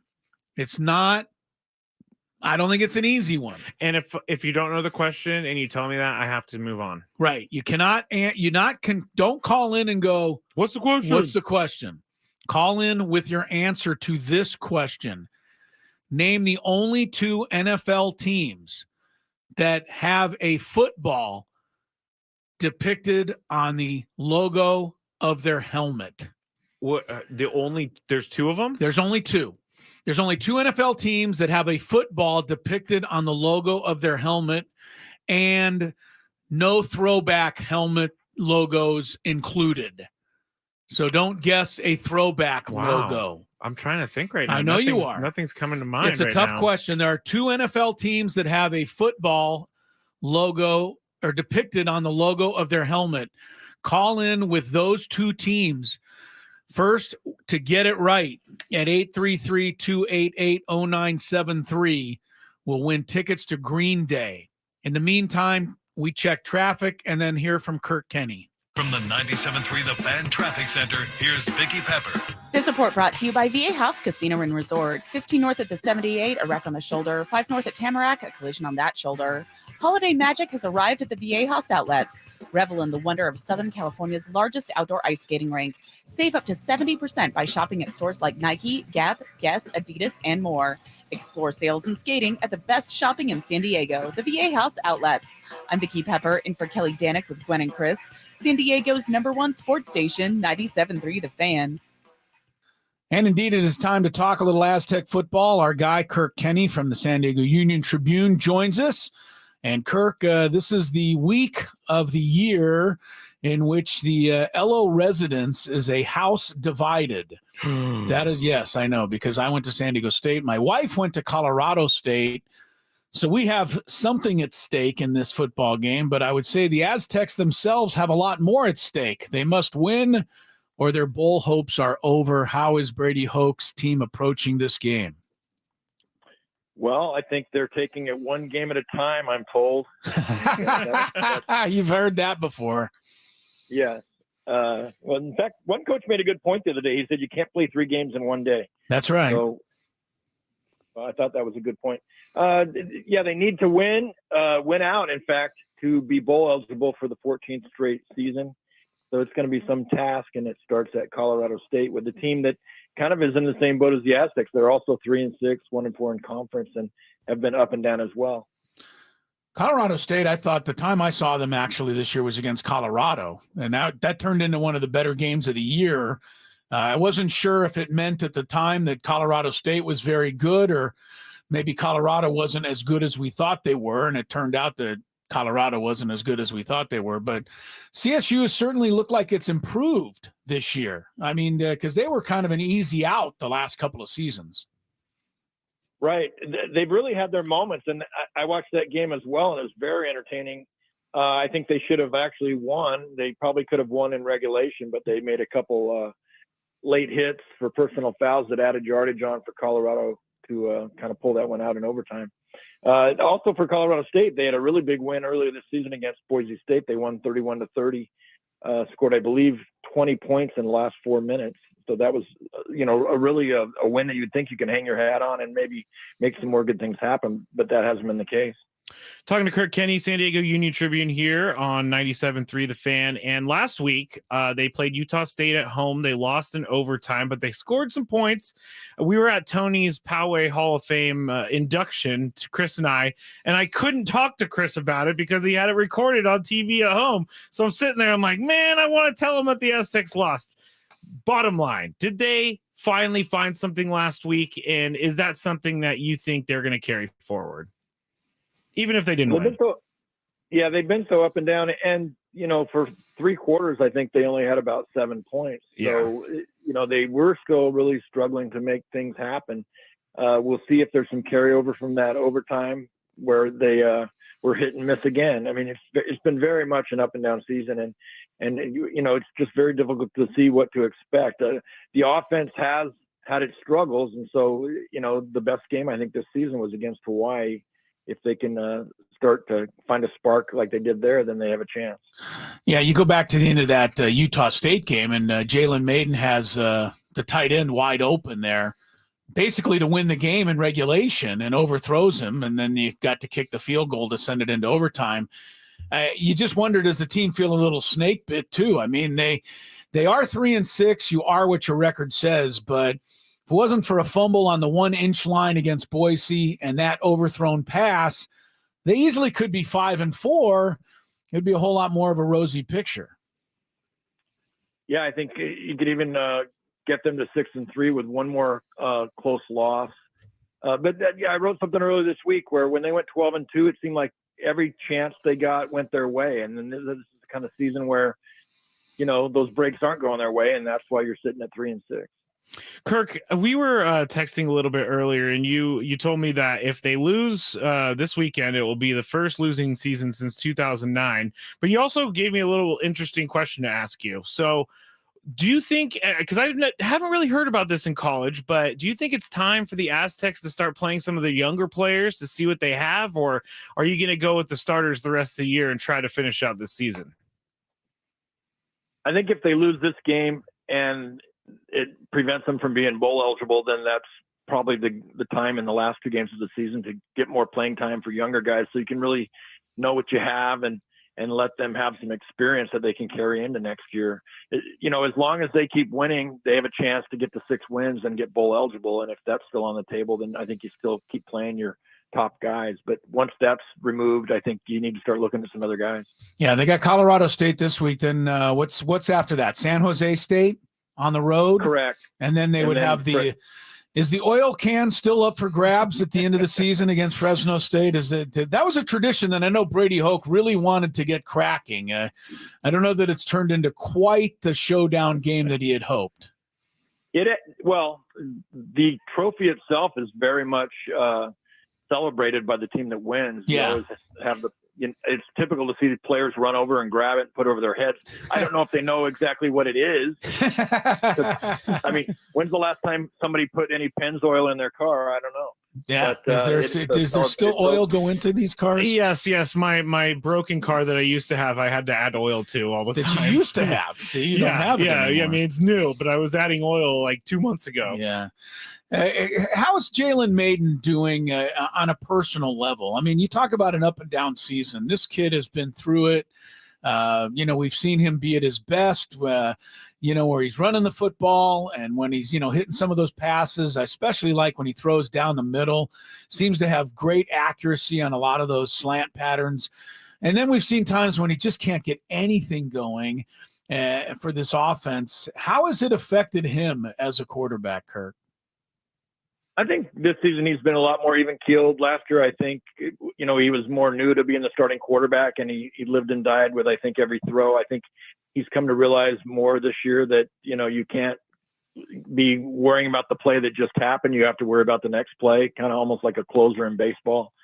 You can't worry about the home run you just gave up. You have to focus on what's ahead. And I think he's done a much better job at that. That's not to say that he just lets it roll off his back, but I don't think he's getting as wound up as he did last year. And I know that what does the quarterback situation look like moving forward, like next year and beyond? What's happening at that position? Well, that's what's going to be interesting, and that's why we bring up, maybe letting the backups play if they lose. Is the guy who's risen to number 2 on the depth chart is a kid named Tobin Odell. He's a walk-on actually, who's moved ahead of 2 other recruits on the depth chart. And so it'd be interesting to see him get a little more playing time. He's only gotten 2 throws in his college career. So seeing him, I think, would be something of interest because, in this day and age with so many transfers in the portal, you have to expect they're going to bring in another quarterback after the season. So it'd be nice to see some of the other guys get to show what they can do before that happens. Kirk, maybe you don't know this, or know the answer to this fully, but you said walk on, and I hear walk on all the time, and it surprised Chris that this guy made the team as a walk on. Why is it so difficult to make the team as a walk on? Well, they have what they call preferred walk-ons, where they're kind of invited, but they didn't have a scholarship for whatever reason. So, and then you have other guys who they just want to try and make a team, so they come play. I don't understand exactly what your question is. Well, could I just, if I was in college, could I just show up and you could maybe go to a tryout? Okay, I don't know that you could make it, because when you say walk on, it's not like he just decided he was attending San Diego State and said, "Hey, I can play quarterback. Why don't I try playing quarterback?" Yeah, I mean, 2 years ago they had a guy walk on the field, but he was just kind of lost, and so they kind of directed him away from the Oh, I see. I thought you were. He was wandering. Yes, he was lost. And I think that's probably what they would do if you walked on. Yes, they would do. They would just turn you around and direct you off the field, Skraby. They would send you back to do whatever it is you're doing. LCC royalty. Yes, you are. Kirk, one last. Oh, go ahead.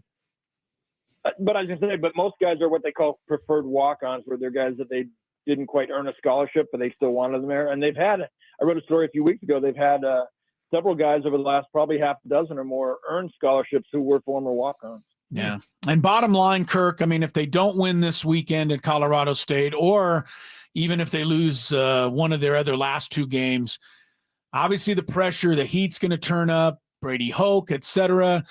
What do you expect will be the fallout, and how do you think J.D. Wicker, the athletic director, will handle the next few weeks moving forward should they lose this game?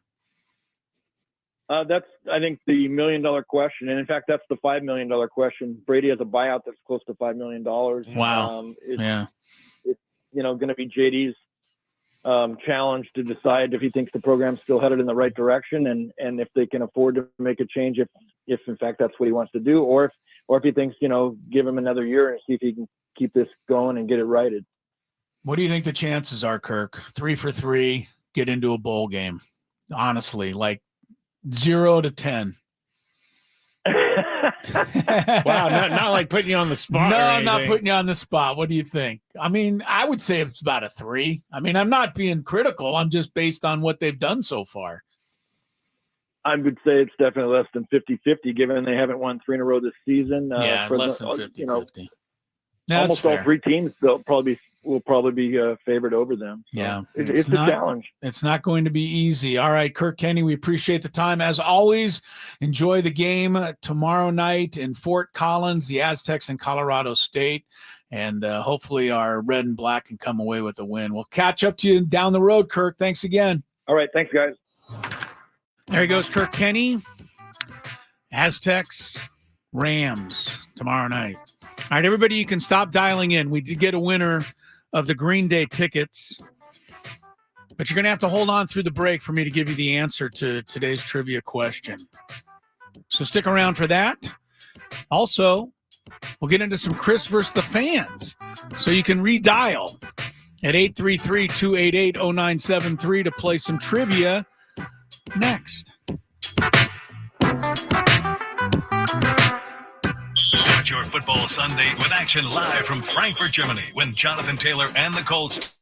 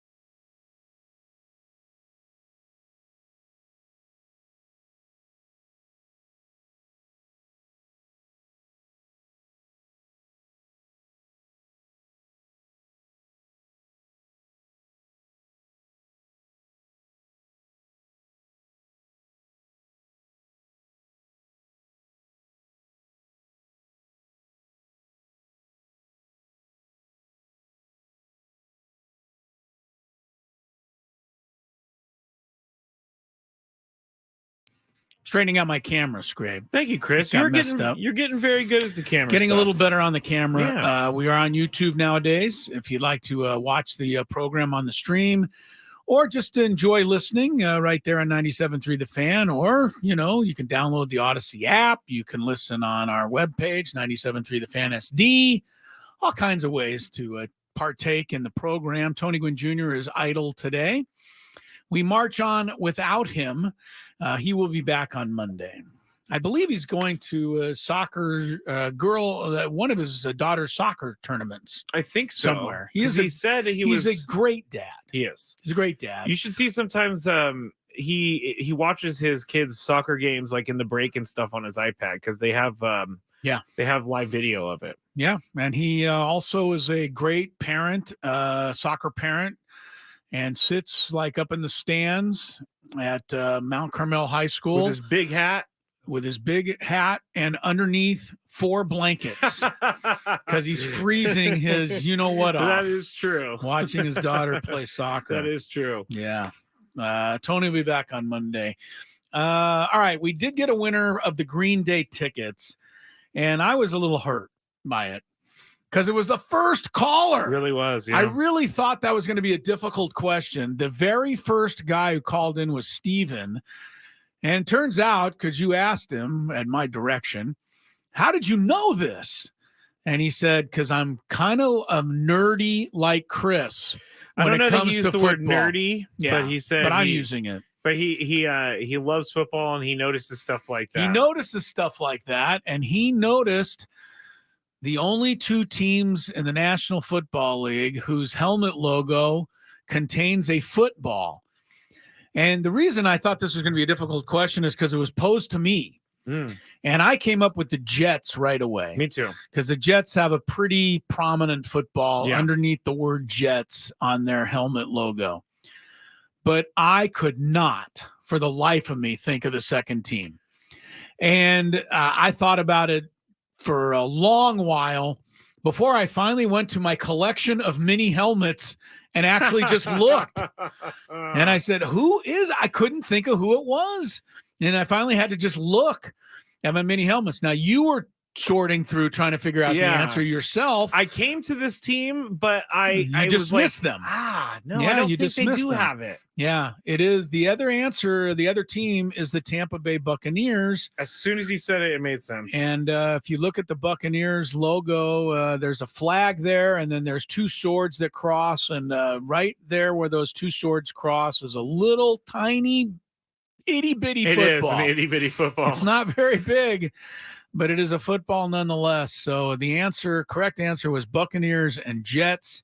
And Steven came up with it. And I know a lot of you called in because you wanted to win those Green Day tickets. But, Steven, you got them. So congrats to you. I'll try to hopefully we'll give away more of those Green Day tickets as time goes on. Yeah, I'm not either because I know those are pretty hard to get. Yes. All right.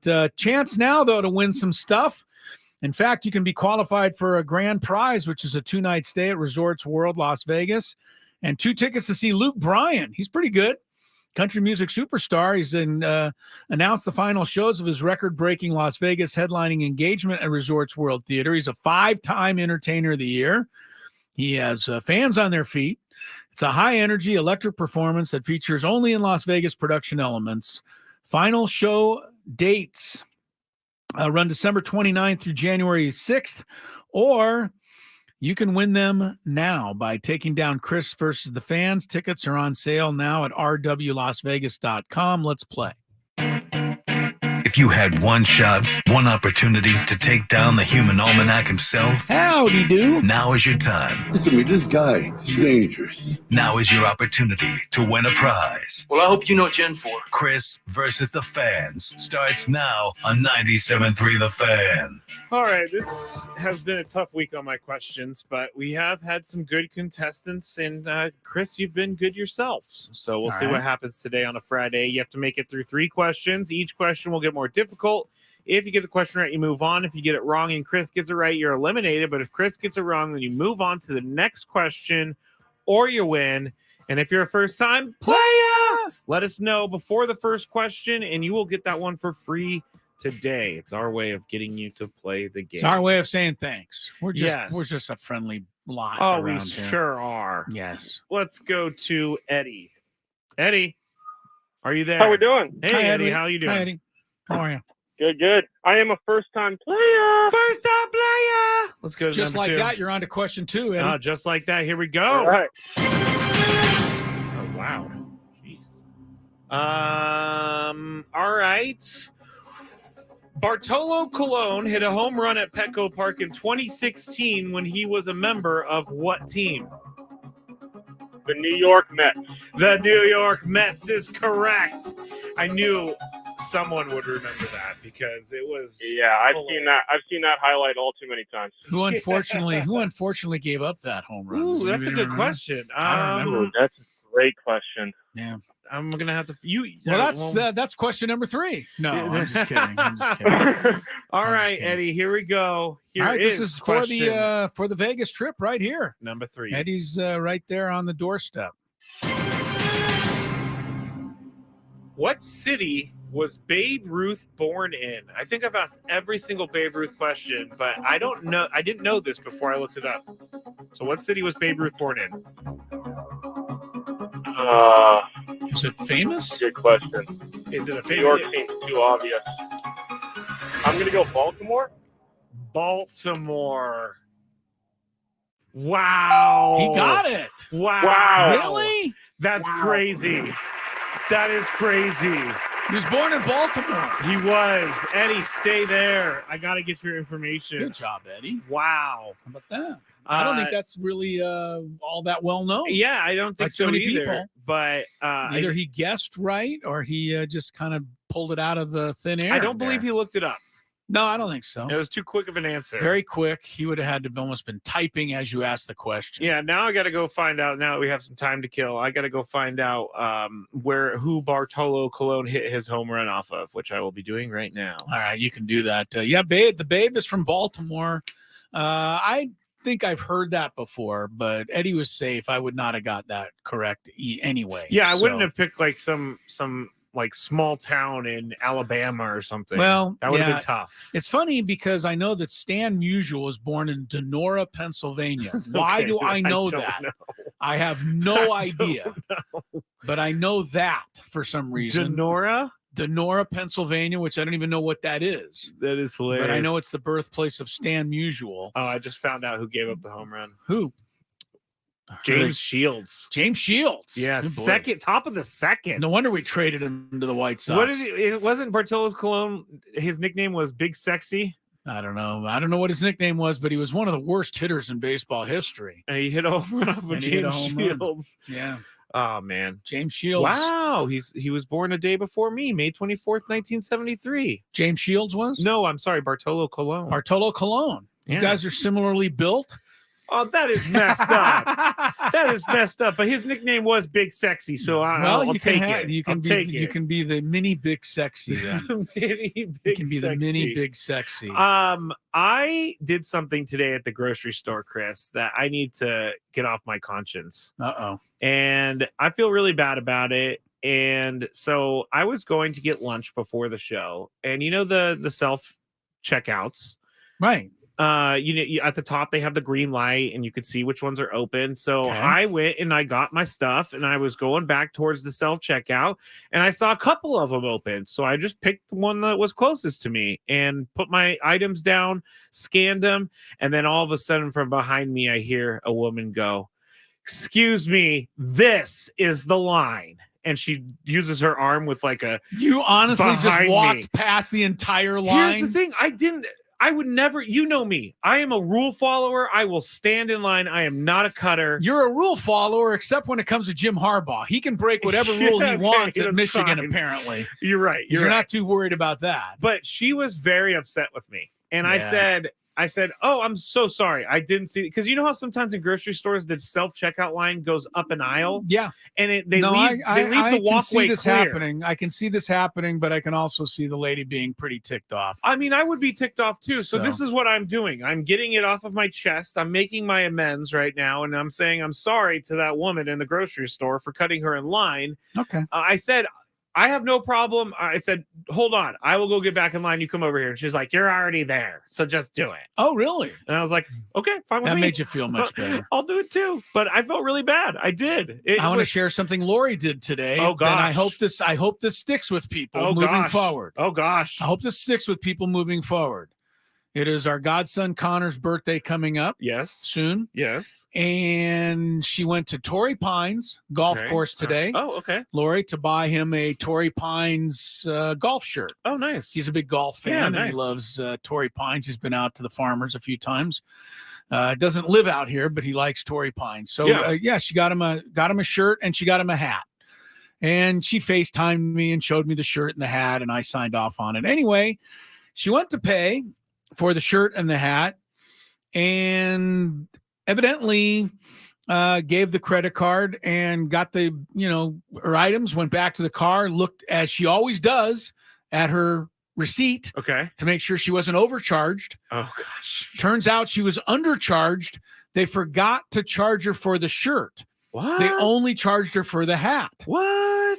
Now, I want to give her a lot of credit here, but she did call me and ask what she should do. Whoa. And I, of course, said, well, just go back in and pay. It's not that big of a deal. Yeah. So I want to give her all the credit, but she did have to ask me what to do. So she didn't go back? No, she did. Oh, she went back and paid. Okay, good. And the lady at the Torrey Pines gift store there was very nice and appreciative and said, most people wouldn't do that.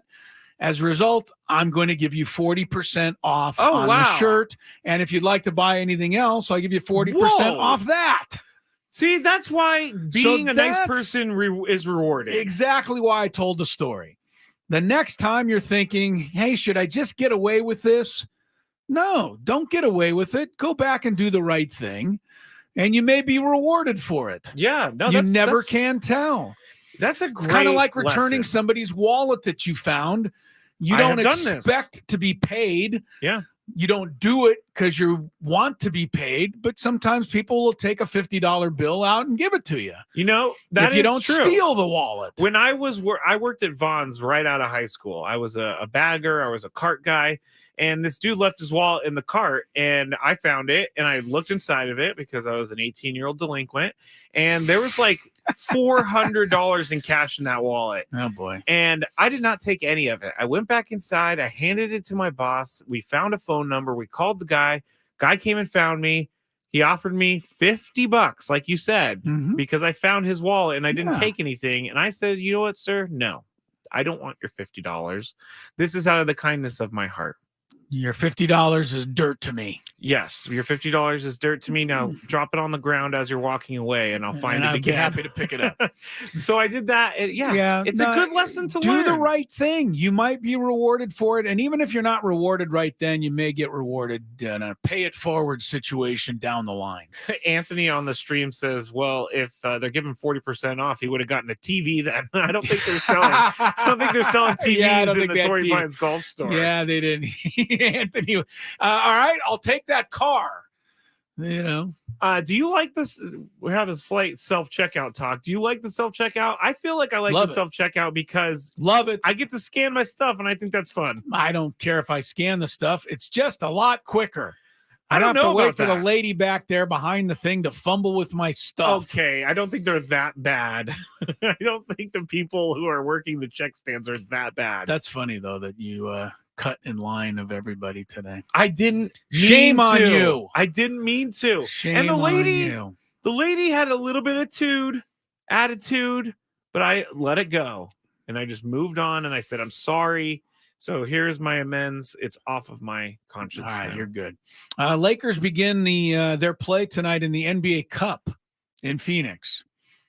I don't care. I I know hate you this don't. NBA You Cup. really don't like the really- NBA Cup. It's so stupid. It's I'm doing everything I days. can. I'm doing everything I can. The NBA is paying me on the side, under the table, to try to Don't promote you think this it's thing. dumb that it's like certain days are NBA Cup days and other days are just regular season days? Like, I'm willing to give it a chance. I'm willing to give it a chance and see do if they it have to turns into change their something. courts every time they play the NBA Cup? They do, except for apparently the Dallas Mavericks court that they were going to use tonight. had mechanical manufacturing issues. Okay. So the Mavericks are going to have to use their regular court when they host the Clippers. That this is evening. hilarious. That is really funny. Traffic check is next, then more Gwynn and Chris. From the 97.3 The Fan Traffic Center, here's Vicky Pepper. This report brought to you by IKEA San Diego. 5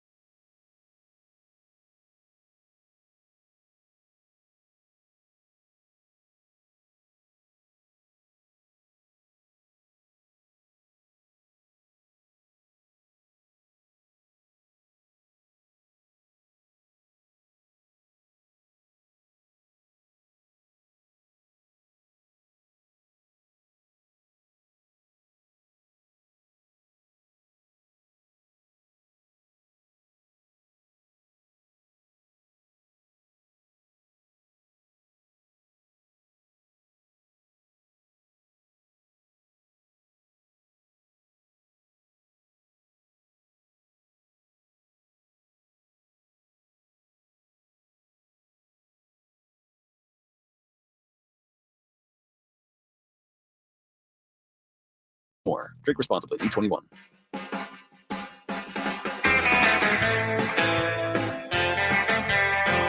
All right, big basketball game tonight. College basketball. It's in Provo, the Aztecs and BYU. The tip-off in a couple of hours, 6 o'clock start. You won't be able to watch it unless you pay extra for it. Of course. I'm so livid by this. I know. You really Either subscribe to ESPN Plus and pay extra, or pay extra for the Big 12 network in order to watch our beloved Aztecs I will not be doing tonight. that. I know you won't, so you're just not going to watch the game.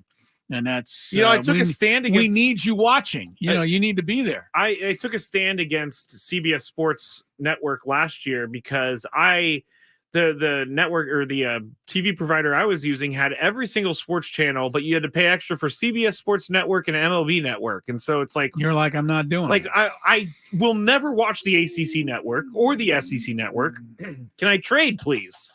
And that's not part of the deal. Can't do that. Yeah. Everybody always says you can have whatever networks you wish. No. It doesn't ever work that way. No, they always package them in a way where you don't want these, but you're going to get these. You're going to get a couple that you don't want extra in order to watch the ones you do want. You get me all fired up, Chris, on a Friday. I'm telling you, Arizona's playing at Duke tonight. That's a good matchup. Arizona leads Duke right now 15-12 in the first half. Big news on ESPN Plus. Speaking of stuff you have to pay for, Alden Gonzalez's fine article today about Juan Soto being traded. It says one general manager in the story, I don't think they have much of a choice, honestly. That GM is talking about the Padres and the fact that they have no choice but to trade him in order to take care of all of the issues. Buster Olney, our friend from ESPN, has gone as far as to say that he is 100% certain that Juan Soto will be traded between now and the start of next season. Padres aren't really saying a whole lot one way or the other than to say, yes, we'd love to have Juan Soto on the ball club, but payroll needs to be cut, pitchers need to be found, and it is just, the whispers are getting louder and louder. It started a few weeks ago with, we think Juan Soto could be traded. Maybe he'll be traded. He looks like he could be traded. He'll now never it's be like traded. He's going to be traded. So just, don't prepare yourself is what I'm saying. I think it was Brandon. What now some people are saying is inevitable. Yeah. I think it was Brandon in the chat on our stream, YouTube. If you want to watch us, go just search 97.3 The Fan. By the way, everybody subscribe to the 97.3 YouTube page because you get the Ben and Woods. And that doesn't cost anything. It doesn't. Unlike some of these other streaming things I can name. But Brandon, I believe, said on the chat, we traded for three bites at the apple. I remember some reporters saying that for Juan. Let me start with Juan Soto. Yes. Three chances to win in the playoffs with Juan Soto. Right. You're going to get one NLCS run, which we all loved, and then you're going to get one terrible season. And if it ends after that I just hate how things go unfinished. Because I thought there was no way when Juan Soto was acquired that he would be traded before his control is up with this contract. And now we're looking like it's going to happen. Everybody's saying it's going to happen. We'll have to wait and see. AJ Preller has a way of doing things that nobody expects, including hiring a manager one of these days. That still hasn't happened yet. On ESPN, an article that you don't have to pay for. Lo and behold, this article is only so good that they'll give it to you for free. I think in ESPN, like they don't make any money, right? I think they charge an extra $10 or whatever they charge. Did they raise their ESPN price? Yeah, ESPN Plus is really expensive now. I mean, I got into it when it was about $4. Now I think it's about 10. I think you're right. I mean, it's a lot. I mean, I feel like I got to watch, rodeo on ESPN Plus just to make it worthwhile, all the money I'm paying. The article I'm speaking of that you could check out on your own is one by their baseball writers predicting where the free agents are all going to land. Oh, yes. Ohtani, Dodgers, Rangers. Somebody guessed the Rangers. Boy, that would really hurt the Rangers to have a lineup like that. Yeah, really. Yoshinobu Yamamoto. Yeah, he's the hot name. The hot new pitcher. Red Sox, Yankees, Mets. Okay. Cody Bellinger, Yankees, Giants, See, I Mariners. don't like where this is going. What don't you like? The fact that the Padres aren't listed in any of these? No, it's either the Yankees or the Mets. So we're back to this now? Yes, we are back. What do you mean? Did we ever leave this? Yeah, because the Padres brought in a bunch of free agents. They started changing the narrative a little bit, and now we're back to the Yankees having to be the team that we all talk about 24/7. Aaron Nola stays with the Phillies, Braves, Cubs. Matt Chapman, third baseman, Milwaukee, Cubs, Mets, Diamondbacks. That doesn't sound like anybody knows there. Blake Snell, you've heard of him. Yes. Cardinals. That's a weird one. Phillies, Dodgers. I wonder. Oh my! Please gosh. don't go to Dodgers. Blake, come on, for the love of God. He can't. Please don't go to the Dodgers. That would be so hard to handle. Yeah. In the chat, people are very upset with the idea of trading Juan Soto. I'm not saying, don't blame it on me. No, they're not blaming it on us. I'm They're just reporting what's saying. actually happening out there. The sports betting broadcast, bruh. If Soto is traded, I might seriously no longer be a Padres fan. All right, Brandon 619. That's a little over the top, bruh. Brandon 619. Fans are already on edge with AJ. Imagine the reaction if he were to trade him, which I agree with. Well, they're in a spot. I hate to say I agree with this no-name GM, but I don't know that they have much of a choice. All right, we're going to take a break, step aside for a moment. When we come back, I can't believe there's still a big five. Like there's 5 more things out there that we haven't hit on yet. Most definitely. I mean, this show has been all over the map, and we are just having a ball in Tony Gwynn's absence. He's not here to contain us, so Skraby and I are off the rails, and we'll continue to be right there when we come back on Gwynn and Chris. Previously on the John Cantera Show. And it said the Padres may be looking to move some big-name ball players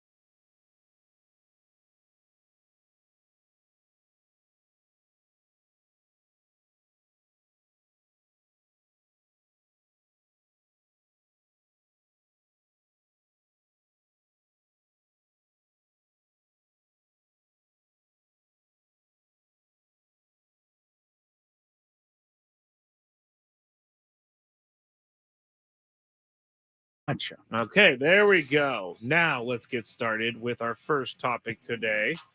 Number 5. You know, I can't, we just talked about it, Chris, but I can't stop seeing Juan Soto rumors and news everywhere I go. It's literally every sports site that I'm on.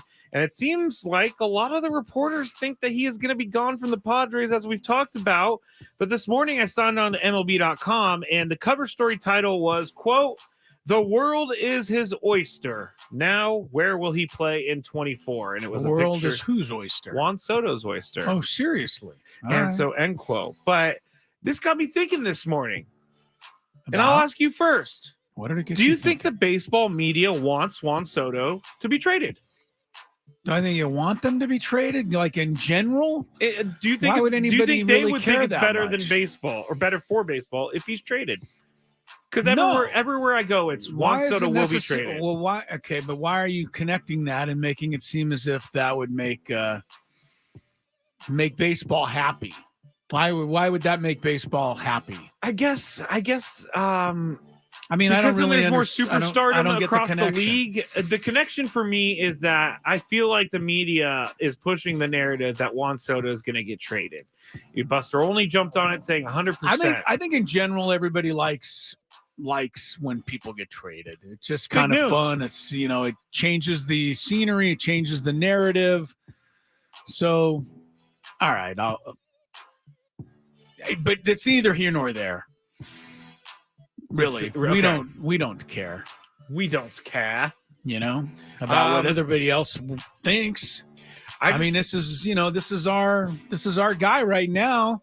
Until further notice, we can hold on to that.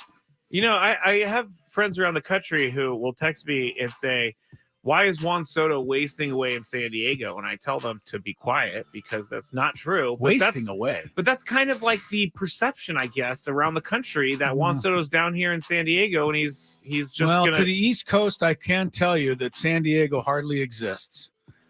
I mean, these games are just played after everyone's not paying attention That is anymore. true. And that is, if you spend a week on the East Coast during baseball season, you'll know what I mean.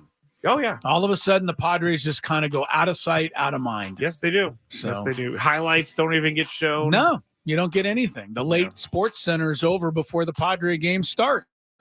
Like, if he goes to a New York team, knock on wood, it'll be a bigger deal. It will be massive. Yeah. Massive. As long as they give us massive in return, they can have him. I know I'm in the minority there, but that's where I am. Vikings quarterback Joshua Dobbs has been a big story all season long, whether it be providing the Cardinals with good enough quarterback play or winning a game for the Vikings. Here's a little bit of what the Cardinals told him prior to the trade deadline, according to an interview from A2ZSports.com. Dobbs told them, quote, "When I had my meeting with Jonathan Gannon, the head coach in Arizona, he looked at me in the face and he said, 'You're not getting traded. You're not being released. You're going to be here in Arizona,' end quote." Very soon after this was said, he was traded to the Vikings. So I'm up first. Is this just part of the job? I guess it is just part of the job because this deal could have came about after they told him he was going to be in Arizona. It was too good for them to pass up.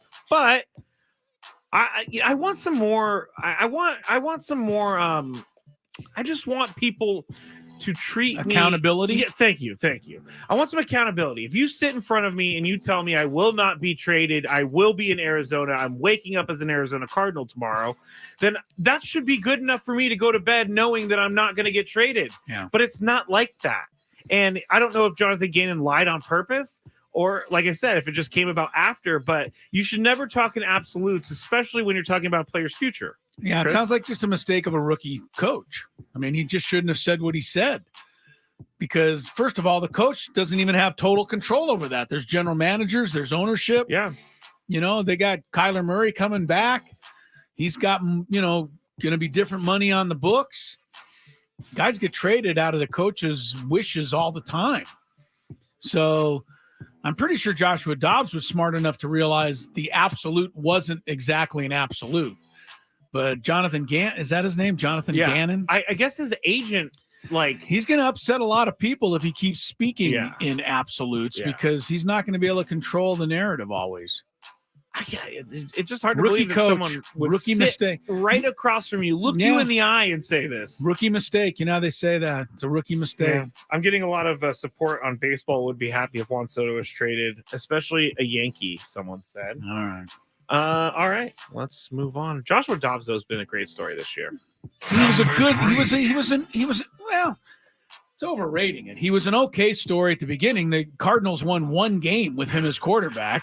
What he did last week was great. Okay. He has not been a great story all year. The reason I say he's been a great story is because no one expected him to do anything. And he did nothing the first month and a half. I don't know about nothing. Did nothing. I don't know about nothing. He made Nothing. The Cardinals a little Nothing bit I say. competitive. Nothing I say. The New York Giants, they have some issues, Chris. After Sunday's loss, which was a huge embarrassment in a season that has already had some embarrassments, Xavier McKinney had some pretty revealing comments on the communication between the team's best players and the coaching staff. Quote, I think that from a leadership standpoint, I don't think they've done a great job of letting the leaders lead and listening to the leaders and the captains. There was a follow-up question, and McKinney did make it clear that he was talking about his coaching staff, and he went on to say it was little things. It was one of those things where you have some of your leaders, captains from a defensive standpoint, trying to switch things up and just not really being heard.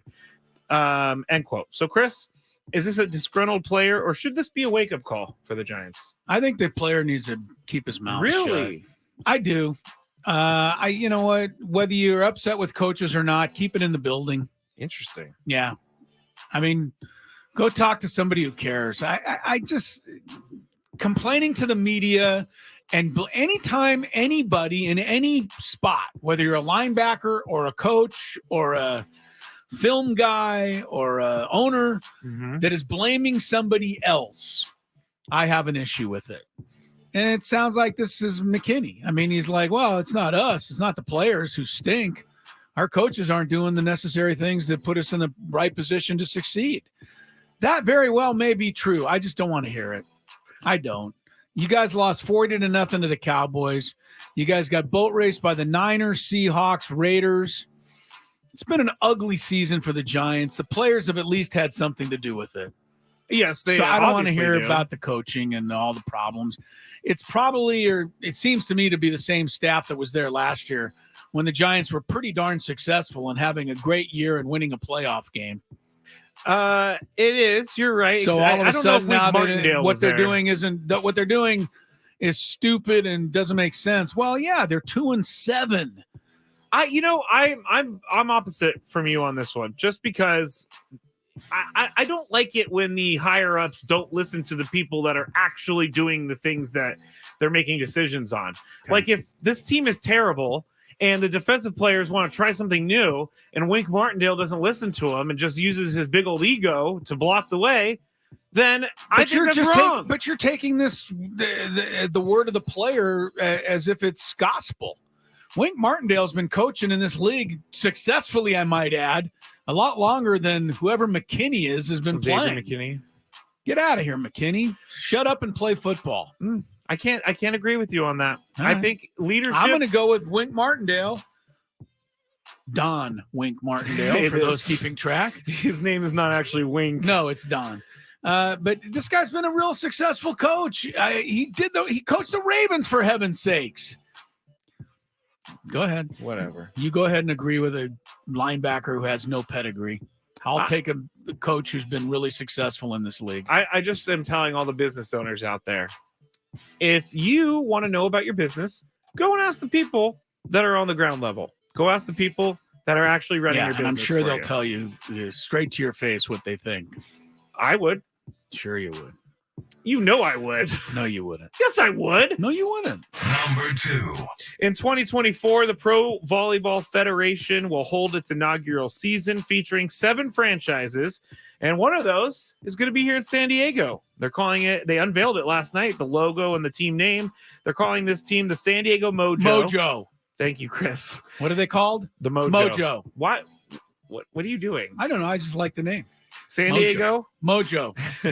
And like it's owned by volleyball legend Carrie Walsh Jennings. Yes. So that is cool. That's very cool. The team announced this name, as I said, and What's the unveiled name the again? logo. The Mojo. Mojo. Squad symbol features an osprey with a blue and yellow accents and a tan outline. What are you giving me, the makeup of the logo? Yes. Oh, all right. I am going to ask this, and I'm first. How do you think this will impact the San Diego sports scene?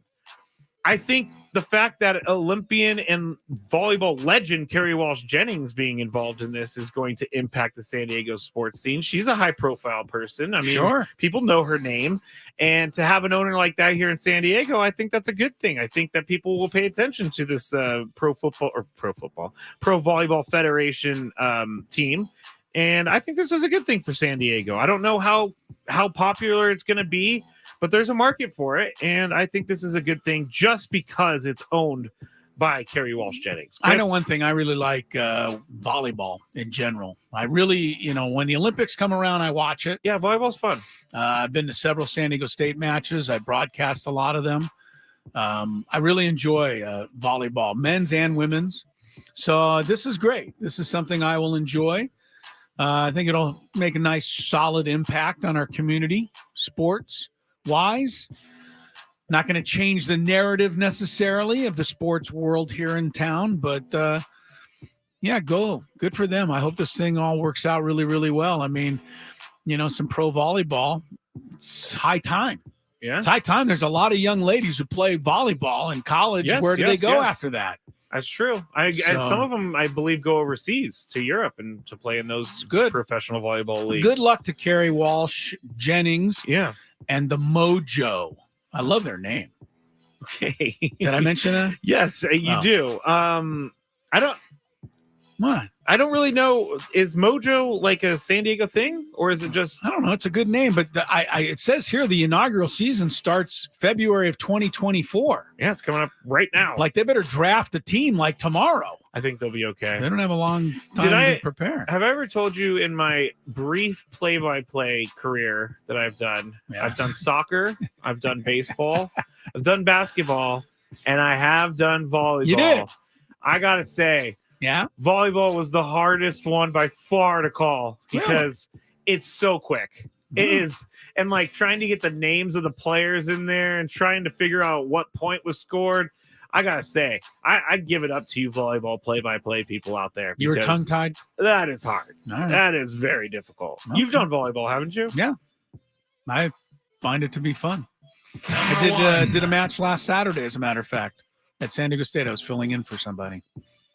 Okay. Little known fact. Why didn't you say anything to us? I just didn't think it was newsworthy. It's newsworthy. It's newsworthy. All right, number one. Ticket and hotel room prices are falling sharply in Las Vegas for the Formula One. Yes. It didn't live up to the $1 million billing. Here's why. The excitement has started to fizzle because one of the drivers has already won this year's championship. And they won it on October 7th. So there's nothing really to race for here other than just money and points for these drivers. So I don't even know if there's going to be points, but there has to be points for the rest of them. The ticket dropped from $1,645 to $1,060 for grandstand seats. That's a huge drop. Tickets were priced at roughly $2,000 a year ago. $1,060. Yeah, I'm looking at the ticket prices right now. Oh, now another section of race place that you could see. A race place. Another section went from $385 to $180, dropping over 50%, and then some of the other sections $825 to $342. So the question for me is, Chris, how much would it take for you? Or how much would you pay to go see an F1 How much would it need to drop for me to go? Yeah. I wouldn't pay over $1,000 to go sit in a room and listen to babies cry at the top of their lungs for 3 hours. Wait, what? Yes, that's what I equate Formula One racing to. Just listening to noise. I love it. It would drive me crazy. I love it. I can't handle auto racing because I am a noise freak. I don't like when somebody screeches a motorcycle past me out and about. Yeah, I'm not a fan of that. It just mainly because it shakes me to the core. Mainly because it scares So me. yeah, I'm not really a fan of noise. This is a really interesting thing to me when I heard the tickets were going for this kind of money, though. to sit and watch an auto race. You can't really watch the whole race, right? You can just sit there and watch them as you just but kind of did go zooming by. Yeah, but because it's an event, but because it's a road course, there's cars all over the course. It's not like yes, I know, but you can't really other. see. I'm paying $100. If I can get a ticket for $100, I'm going. $100, you go up to Vegas and watch this. Yeah, because I'm kind of a cheapskate. I'm going to go ahead and get you off my lawn and say that there is nothing that will make me go listen to noise of that magnitude for 3 straight hours. Wow, absolutely nothing. Man, you're hurting all the racing. Sorry about that, fans racing out there. fans. I know Racing is awesome. F1 I know people is like it. awesome. IndyCar is awesome. NASCAR is awesome. It's also loud. It is loud, but see, if I know I'm going to a race, I might put earplugs in. But I get it. When a motorcycle comes screaming by you, you don't like it. No, it scares me. Let me ask you this: When is the race? That's a good question. No. Can you look it up? Yeah, I'm Soon? looking it up. I'm looking it up. Also, the hotel rooms have plunged as well. Really? Yeah, that's really funny. They don't even give the date for the event. Formula One racing in Let's Vegas. go. Just type that in. F1 Las Vegas date. And they say November. 8 days from now. Saturday, Oh, November. wow. November 18th. Interesting that they still have that many tickets available, right? You would have thought. I would have thought it was sold This is out. such a big deal. It had been sold out a long time ago. I think it would be kind of cool, too, to watch it in Vegas.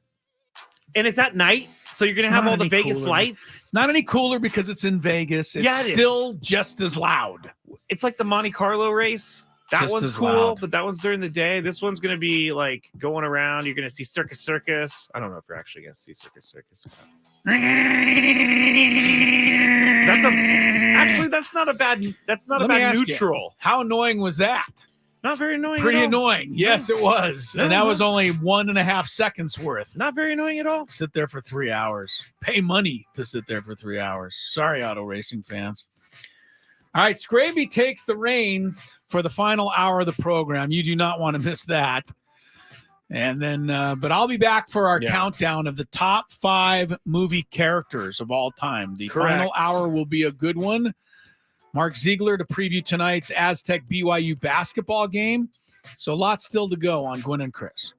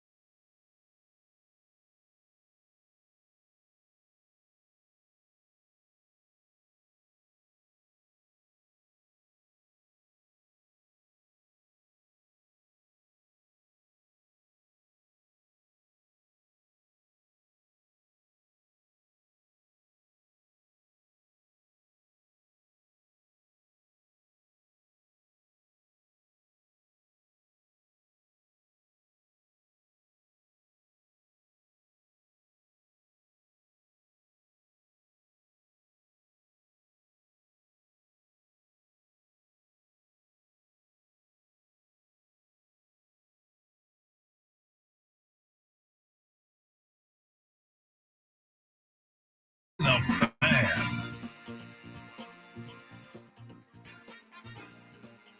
Welcome back into the Odyssey Studios here on 97.3 The Fan. I'm Skraby. Chris just took off to go call the Aztecs women's basketball game down there at Viejas Arena. Aztecs men's basketball is going to get started tonight at 6 p.m. We're going to hear from Mark Ziggler. At the end of the hour, he's going to preview the game for us. I asked a question about Eric Curry at some point, the referee. If you've listened to this show for any amount of time, you know that Eric Curry has been mentioned many times. So I wanted to hear if Eric Curry is going to be refereeing this game between BYU and San Diego State. But I'll just give you a little hint. He's not, but Mark did have some nice things to say about Eric Curry. So stick around for that. Also for the basketball information that Mark always brings.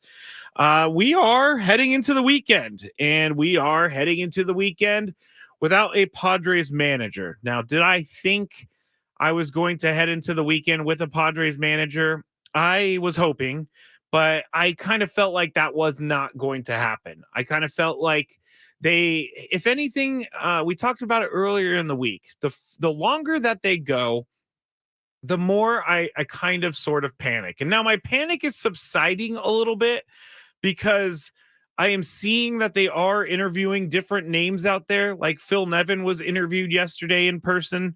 So I'm seeing that they're talking to other candidates, and I like that. And at this point, my deadline for AJ Preller, my self-imposed deadline for AJ Preller to find a manager, was Monday. Don't know if that's going to happen, but we did get some quotes from him at the general managers meetings this week saying that it's going to happen at some point, and it's likely, or not even likely, but it could happen as soon as next week. Now, I got to think that there is a lot that goes into there's a lot that goes into a team without a manager right now. And obviously they're not playing any games, so that's not the big deal.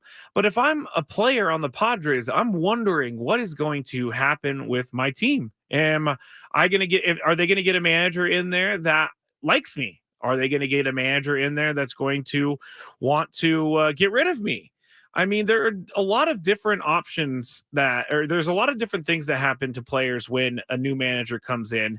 And I don't know how the dynamic would be with a new manager and AJ, whether AJ Preller is making all of the decisions. I'm hoping, and I believe it's going to be a collaborative effort, but we have heard collaborative effort before, and it hasn't necessarily shown up in the ways that we thought it would show up. But I'm a positive person. I try to be, at least. I tend to be negative at times, but in the case of this, there's only one way for me to go, and that's to hope that they choose the right person for the job. And I do like that they're taking their time now. Outside of the fact that it's hard to probably bring in free agents or talk to free agents or make trades, AJ Preller is in charge of this entire organization's roster right now. He has no one. Well, not that he has no one, but there isn't the input of a manager. So basically, he can make the moves that he wants, and he can craft the team that he wants. But as we talked about earlier today, as Chris and I talked about, AJ Preller's found himself with a ton to do this offseason. And I don't think any of us saw this happening in August or the beginning of September.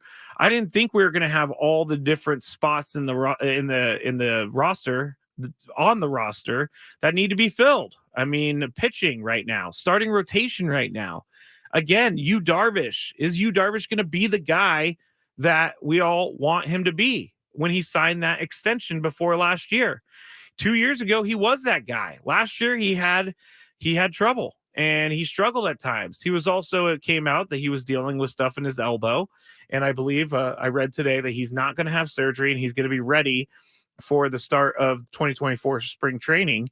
But what kind of Yu Darvish are you going to get? Because right now you only have Yu Darvish. You have not Blake Snell, definitely not Blake Snell. Blake Snell, he could come back, but it's going to be expensive. But you have Joe Musgrove along with Yu Darvish, and we know what Joe's going to give us. Joe's going to give us a great season. Joe's going to work as hard as he possibly can to give us a great season. I'm not worried about Joe Musgrove. It was really unfortunate that he dropped that kettlebell on his toe last year, because I feel like he was ready to have a huge season, and he showed throughout the times that he did pitch. in the season, he was really good, and he was one of the better pitchers for the Padres. So I'm not worried about Joe Musgrove. I am worried about Yu Darvish, and I am worried about the rest of the rotation. We saw throughout the year how the Padres struggled with their relief, and we saw throughout the year how the Padres at times struggled with their bench. I specifically remember a game where Taylor Colway had to take he had to be the guy to take the at bat late in the game because of a limited bench. And going into the offseason, I thought the bench was going to be, a priority for AJ Preller and co. I thought that the Padres were going to go out and they were going to bolster the bench, but I don't think that the bench anymore is the actual most important thing. It goes back to the starting rotation. I'm not even worried about closing. And I know that Robert Suarez is being penciled in as the closer by all of us, which I think does make sense. I think that's why the Padres gave him the money that they did in his contract. But I'm more worried about the depth of the rotation. We saw it last year. If the Padres starting pitching was not good, then it was going to be an uphill battle for that offense. And I think the offense is going to be a lot better this coming year. In 2024, I think Xander Bogaerts is going to get back to, being the guy that he was in Boston. I think that Manny is going to, after the surgery and the healing, and when he gets back playing for the Padres, I think things will be better. Fernando has a full season now, a full-ish season, 140 something games. He has that under his belt now, so he's going to get better. It's just, there are so many different avenues that the Padres have to explore. And one of those avenues, or one of the things that was done last year that I think is still a question in my mind is, why bring in Xander Bogaerts? Because Xander Bogaerts is making a lot of money and he has a long-term contract. Now, Xander Bogaerts ended up having the highest batting average on the team last year, or top two. And I know that he slumped at points through the year, or most of the middle part of the season, but that was because he was injured. We know about his wrist issue, but he got it back going at the end of the year. I fully expect him to be the player that he was in Boston this coming year. But if he is not that player, and if the Padres don't get what they thought they were getting when they signed him, then his contract is blocking a lot of growth for this team roster-wise. And so you're going to have to figure out if you want to trade that contract at some point. I don't know how many teams are going to be willing to trade for that contract, but you're going to have to figure out if he needs to play second base, if there's going to be some sort of infield musical chairs. Xander Bogaerts makes a lot of money, and if they're trying to get under $200 million, it's going to come from somewhere. And since he's already under contract, it's probably, as we said, it's got to come from Juan Soto. Chris said it earlier. I don't personally want Juan Soto traded. I just don't think that's a good idea. I saw on our stream a couple comments saying that if Juan Soto's traded, you can kiss the World Series goodbye. I'm not even looking at the World Series right now. There's the World Series is not in my mind. They need to make the playoffs first. They need to have a season where they are winning the games they're supposed to, putting together long streaks of 6, 7, 8 games multiple times throughout the season. We all know they couldn't put together 4 until the late stages of the year. And it was, the last month of the season for the Padres really was kind of a mind tease, because you see them all year not playing very well. You see them all year not hitting very well. But then at the end of the year, they go on this streak. They win a bunch in a row. They still have a chance at the playoffs. And so you're going into the offseason feeling good about it. But right now, I don't feel good about where the roster is at. Now, the roster can definitely take shape over the next couple months, and will take shape over the next couple months. But there's just so much to do that it worries me. And I'm trying to... AJ Preller, we've said it on the show all week long, ever since the season ended. He does come out of left field with, no pun intended, he does come out of left field with some of his decisions that he's making and some of the signings that he makes. And so he's going to have to draw upon that. He's going to have to get very creative. In fact, creative is a word that I want to use because Sammy Lev tweeted earlier today about Juan Soto and saying that, you don't want to trade Juan Soto, but how can you get creative to save the money without trading Juan Soto. And I'm going to use the number 35 million as his arbitration number because he's going into the final year of his arbitration. $35 million buys a lot. It buys a couple pitchers. It buys some bench pieces. It buys a lot of positions. So if you're going to plan on filling those spots, as the Padres organization has to take a real long, hard look at trading Juan Soto. And Buster Only is telling us that Soto is 100% going to be traded this offseason. Now, we talked about it. I don't know that you could say 100% because the deal might not come together, but it does seem like the momentum is carrying us to the point where Juan Soto is no longer going to be a Padre by next season. And that's disappointing to me. I was very excited, as was everybody, when Juan Soto was traded to the Padres. I will never forget where I was. I was at Disneyland with my nieces. We were on the Dumbo ride. I am not making this up. There's actually a video I put up on Twitter at the time of me on the Dumbo ride with my niece celebrating because it was that big of a deal. Like, I remember where I was when Juan Soto got traded. But now we're a year and a half into it. We have one more year of his contract control, and we might not even see that last year of his of the contract that the Padres traded for. We may see him on another team. And I think that is something that it's hard to fathom. It really is, because at one point this was the future, and now the future is being changed a little bit. And so I'm not good with change. I know people aren't good with change. And there's some of you out there probably thinking, man, Juan Soto's not that big of a deal. Just let him go and trade him, get a bunch of different pieces back, and there you go. Juan Soto's also, Juan Soto may have struggled a little bit last year, but Juan Soto's also a guy who's won a World Series before, and Juan Soto is also a guy who can turn it on at any moment. You can't say that about some of the other guys on the Padres. Trent Grisham, you can't, when he takes an at bat, you can't think he's going to hit a home run. When Juan Soto takes an at bat, you think a home run is possible at any time. Juan Soto could change that game. And there's very few players out there that you can say will change a game at any moment. And Juan Soto is one of those guys. So I'm hoping that the Padres will have more news for us to talk about next week. And Juan Soto obviously is going to be the front and center story, as we talked about in the Big Five. The media is all over this, and they're going to keep being all over this as we go along through this offseason. It's going to be busy, but here at 97.3 The Fan, we're going to keep you up on everything. I'm Matt Skraby, filling in for Gwynn and Chris. We are going to have the countdown when we get back. Chris and I did our top 5 movie characters of all time with some honorable mentions. So we'll have that for you when we get back. But first, here's your traffic report. From the 97.3 The Fan Traffic Center, here's Vicky Pepper.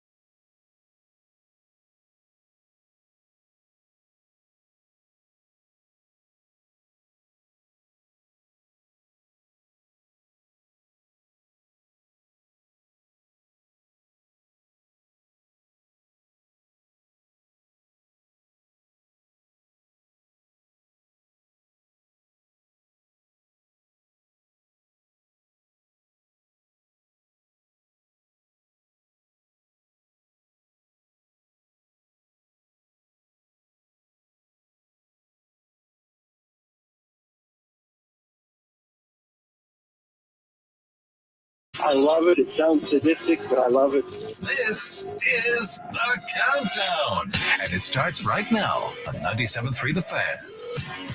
All right, indeed. This is a fun way to wrap up the week here on Gwynn and Chris.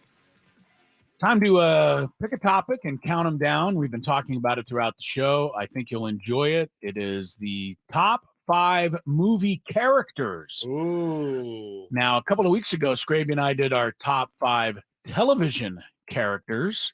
We sure did. Yep. And that was difficult. The likes of Sam Malone made my list from Cheers. I believe Columbo was at the top of my list. That's right. And I got a lot of support on did. Columbo, if I did. recall. You did. On the chat. I don't even recall what I picked. Oh, Jack Bauer was my number Jack one. Bauer was your guy, yeah, from 24. Cartman was on there. Cartman, Eric Cartman from South Park. Got to be Yeah. on anybody's TV character list for sure. But today we're going to go movies. And apparently you and I just don't think Tony would be good at these kinds of categories because we did TV characters without him. And unfortunately, we have to do movie characters without him. But away we will go here. Before I get to number 5, Scrape, I couldn't do it without a best of the rest list. I have a couple too. All right. James Bond has to at least be on a best of the rest list. Cool characters like Indiana Jones. Yeah. I put on there. Simply because of the banana in the tailpipe, Axel Foley from Beverly Hills Cop. One of the nicest characters in the history of cinema, Atticus Finch from the movie To Kill a Mockingbird made my list. Wow. Senator John Blutarski from the famous movie Animal House. Yeah, I've never seen He's otherwise that known movie. as Bluto. Yeah. And that's pretty amazing that you've never seen Animal I've never House. seen it in full. I know it's another generation, but I still think you'd find a lot of humor. Oh, yeah. It's like Van Wilder. It's like, that was my Everybody's got Animal their House. college romp somewhere. Yes. And then I needed one woman character. And so my best of the rest list has Marge Gunderson from the movie Fargo. Oh, yes. I saw police her on the chief in list. Fargo. She's I thought she was very good, but that's my best of the rest. Do you want to do your best of the rest before we count them down? The Terminator, Arnold. Terminator, he was Arnold. great. Growing up in our house, we always used to say, "Hasta la vista, baby." Everybody said that, Yeah. I think, at one time or another. Now, was he better in Terminator 2? Yes. He was far better, right? I actually watched Terminator 1 recently. Yeah. And it's a lot different, but I think he was better in Terminator 2. Yeah. Terminator 2 is one of the rare movies where 2 is a little more famous even than 1. Yeah. I also had Indiana Jones, as you said. Okay. Here's kind of an off-the-wall one. American Psycho, Patrick Bateman, the Christian Bale character. Oh, my God. He is amazing in that movie. Well, Christian Bale's he's a crazy person He's anyway. a crazy guy. He's a great character actor. He lost like 100 pounds for that role. I mean, he trimmed down to like 97 pounds or something. No, not for that one. That was The Machinist. Oh, I'm sorry. You're right. Yeah, You're right. in American Psycho, Yes, he is I a got it serial confused. killer. Yeah, that's right. Okay. I love it when he brings the garment into the cleaner and he's like, "Here's a little bit of blood you need to clean out." And no one questions him. Nobody even bothers. No one. No. All right, here we go. Our top 5 movie characters of all time. I mean, this is a vast category. Sure is. And I'm almost sure that we both will leave somebody off somewhere. But my number 5 is Morris Buttermaker. And I know you don't know who that is. I don't. But he is the character played by Walter Matthau in my all-time favorite baseball movie, which is the original Bad News Bears. Morris Buttermaker. He just goes by Buttermaker pretty much in the movie. As a matter of fact, I had to look up his first name because I don't think anybody refers to him as Morris at all in the movie. But Buttermaker is just this cantankerous old drunk who takes over a bunch of misfit kids and turns them into a decent baseball team. It's a weird premise because you don't want an old drunk around kids. He's the guy, and he even brings beer into the dugout. Oh, wow. But yeah, guy after your own heart, Skraby. Different time. Yeah, a little different times. But Walter Matthau was one of my all-time favorite actors, and this is my favorite role of his. He teaches these kids not just about baseball, but in his own funny way about life. Yeah. And it makes for a classic movie that was almost ruined beyond recognition by Billy Bob Thornton in the remake. I haven't even seen it. Because I know a lot of people have only seen the remake and Thinking would it's the never original. as a result, they would never even watch the original, Mhm. and it's a shame because the original was great. Yeah. All right, that's my number 5, Morris Buttermaker. All right, my number 5 is I was a massive Ghostbusters fan growing up. Oh, I wanted, did not know. I had the pack that you could wear. I had Yeah. the little the firehouse that you could play with. I had all Really? the toys. I had the little Had trap. all the stuff. I had a little trap that you throw out there and you hit it and it opened. It was kind of cool. You also just on your own go along Yes. in general life looking This for is true. ghosts. This is So true. this isn't really anything other out of day, character for you. The other day I walked by a light in here that never flickers and it started flickering. And I Yes, was you like, just immediately went and how- got your Ghostbuster gear. Yes, I was ready to go. But my number 5 is Peter Venkman, the Bill Murray character. The Bill Murray character. He was awesome. He's always awesome. And another movie that two might be better than one. I mean, I Really? love both of them. Yeah. You thought 2 might have been better. Two huh? had a bigger budget, so there's like cooler things. Threw out in it. some more And stuff. they were able to like move the Statue of What was Liberty the through one New with the York. Stay Puft Marshmallow Man? That was number 1. That was which the is number still 1. great. Yeah, J- that's a Zool moment. Is what Sigourney Weaver's character is like taken over Right. by, but Yeah, Peter Venkman, that's a moment. love him. Bill Murray, you could put him in there for Carl Spackler, also from Caddyshack. I didn't know his name was Carl Spackler. That is his name in Caddyshack. Number 4 for me is clearly nicest man on earth. And who doesn't want to, at least in some way, shape, or form, be the nicest man on earth? And that nicest man on earth is in the Christmas classic, It's a Wonderful Life. And his name is George Bailey. He is played by Jimmy Stewart. Have you seen It's a Wonderful Life? I mean, it's on every Unfortunately, Christmas. my mom watches this movie relentlessly. Yeah, it's kind of a classic. A lot of people didn't love it. I did. I mean, it hit my emotions. George Bailey, the character, is just so amazingly tremendous to everybody in the town that he lives in. That when but he doesn't feel appreciated. He doesn't feel like anybody cares. And when he dies, he goes back through his life and sees what would have happened in the town had he not existed. Could not have gave you the plot, but Yeah, that's the plot of the movie. And then he comes back to life because the angel Clarence saves him and brings him back.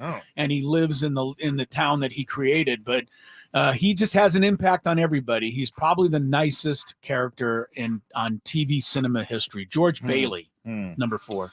All right. I don't think you're going to have anybody who's that nice on your Definitely list. not. Well, maybe one. There's Okay. one. All right, maybe. There's one. Okay. Who's number 4? My number 4 is Russell Crowe, Maximus, Yeah. Decimus, Meridius, the Gladiator movie. Yeah, Amazing my movie. neighbor named one of his kids Maximus Oh. after that character. I So, wanted to get a goldfish one time and name him Maximus. It didn't Yeah. ever work out, but Russell Crowe is amazing in this movie. I think I've seen this movie probably top 3 most seen movies by me. I don't Gladiator. know why. I love it so much. but Academy I Award love winning it. movie. I mean, Did you it's, know it's that good? Oh, the part where he goes, "Are you not entertained?"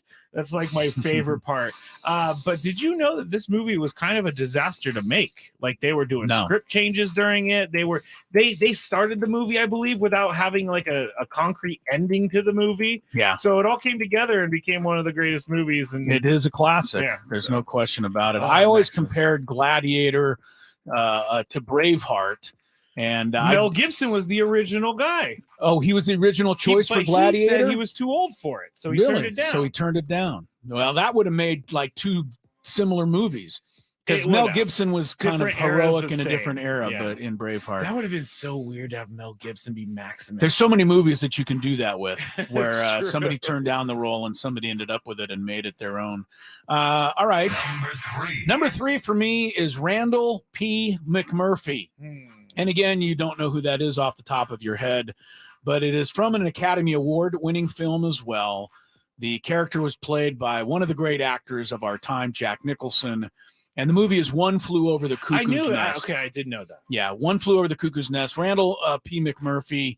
I can't describe just how Looney Tunes this guy is, but he's Looney Tunes on one side, and that's why he is in this facility with all of the other crazy people.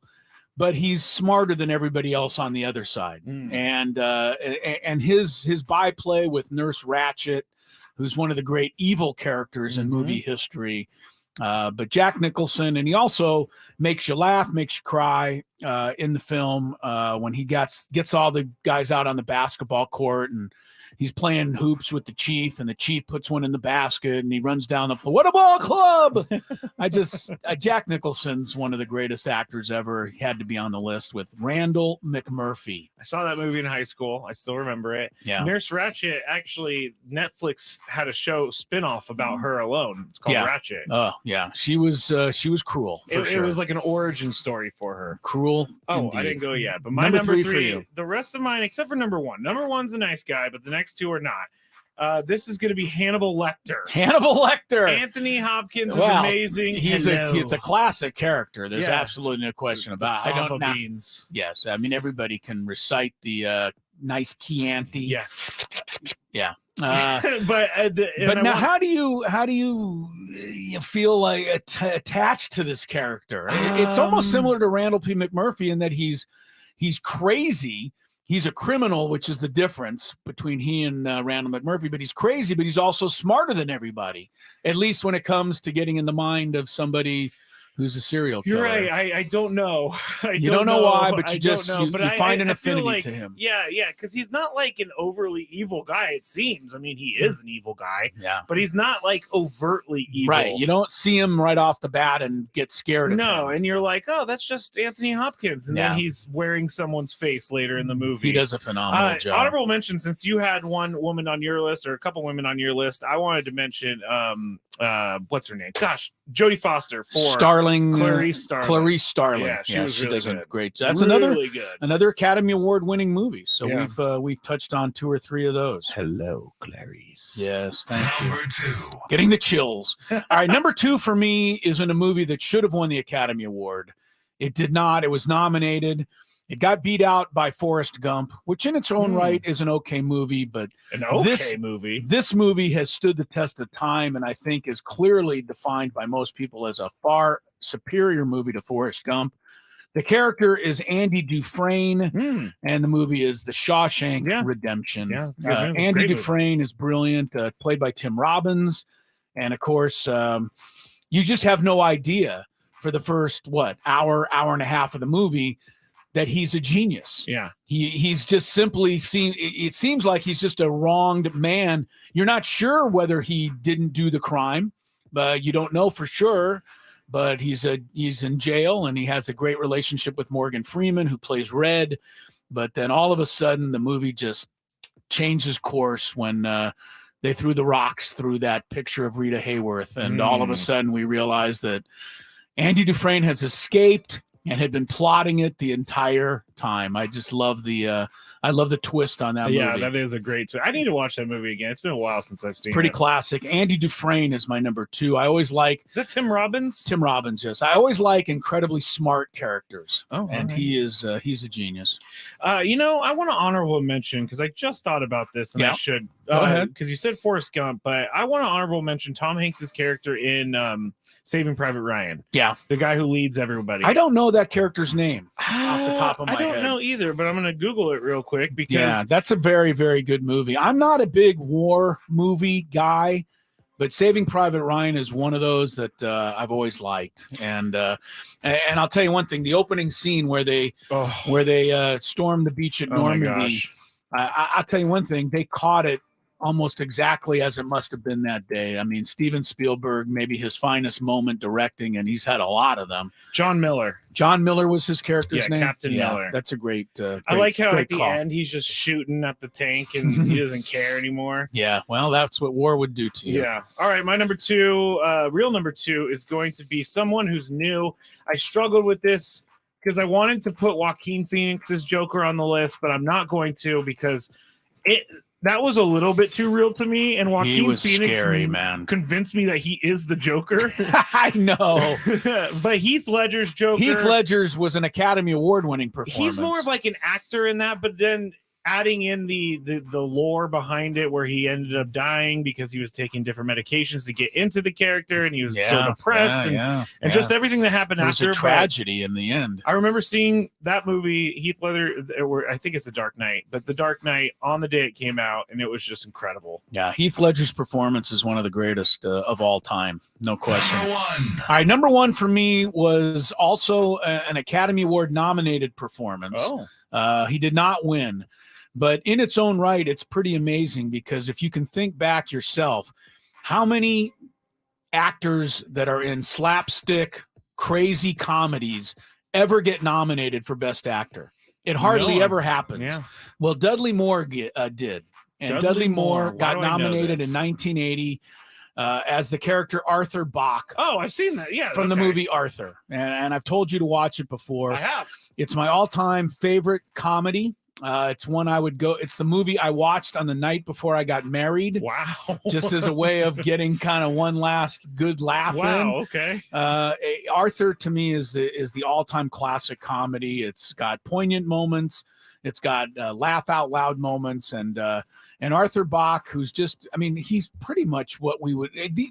I'm not going to say he's everything we'd want to be because he, like Morris Buttermaker, is a walking drunk in the movie. But beyond that, he's a multi-bazillionaire who doesn't really have a care in the world and just goes about enjoying his life. He looks to go out and have fun 24/7. Who's the and the there's woman nothing he falls wrong in with love that. with in that? Liza Minnelli's That's character in that movie is who he falls in love with. But Arthur Bach is my number 1 favorite movie character, and now we turn it to you. I will say I went into Arthur thinking, oh gosh, this is gonna be. This is one that Chris made me watch. But I liked it. I thought it was really funny. You know, older movies are funny because it's like different times. You could just tell it's a different time. Yeah, it's a different deal. Different genre, kind of. My number 1 is going to be Yoda.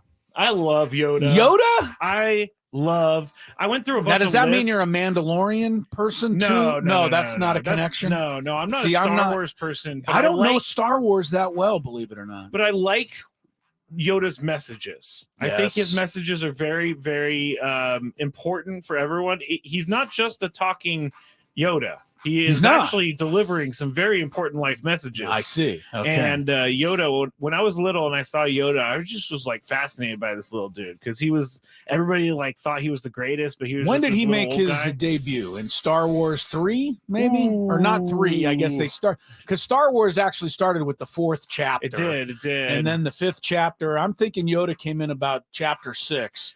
But I could be wrong. I don't know Star Wars that well. Make sure of this because I will get crushed if we don't have it correct. Yes. While you're looking it up, I want to recite one of my favorite lines of all time from Arthur, which is later in the movie when his butler, the great John Gielgud, who did win a Best Actor in that movie role, but his butler is old and he's on his deathbed, and Arthur says, "Is there anything else you would like?"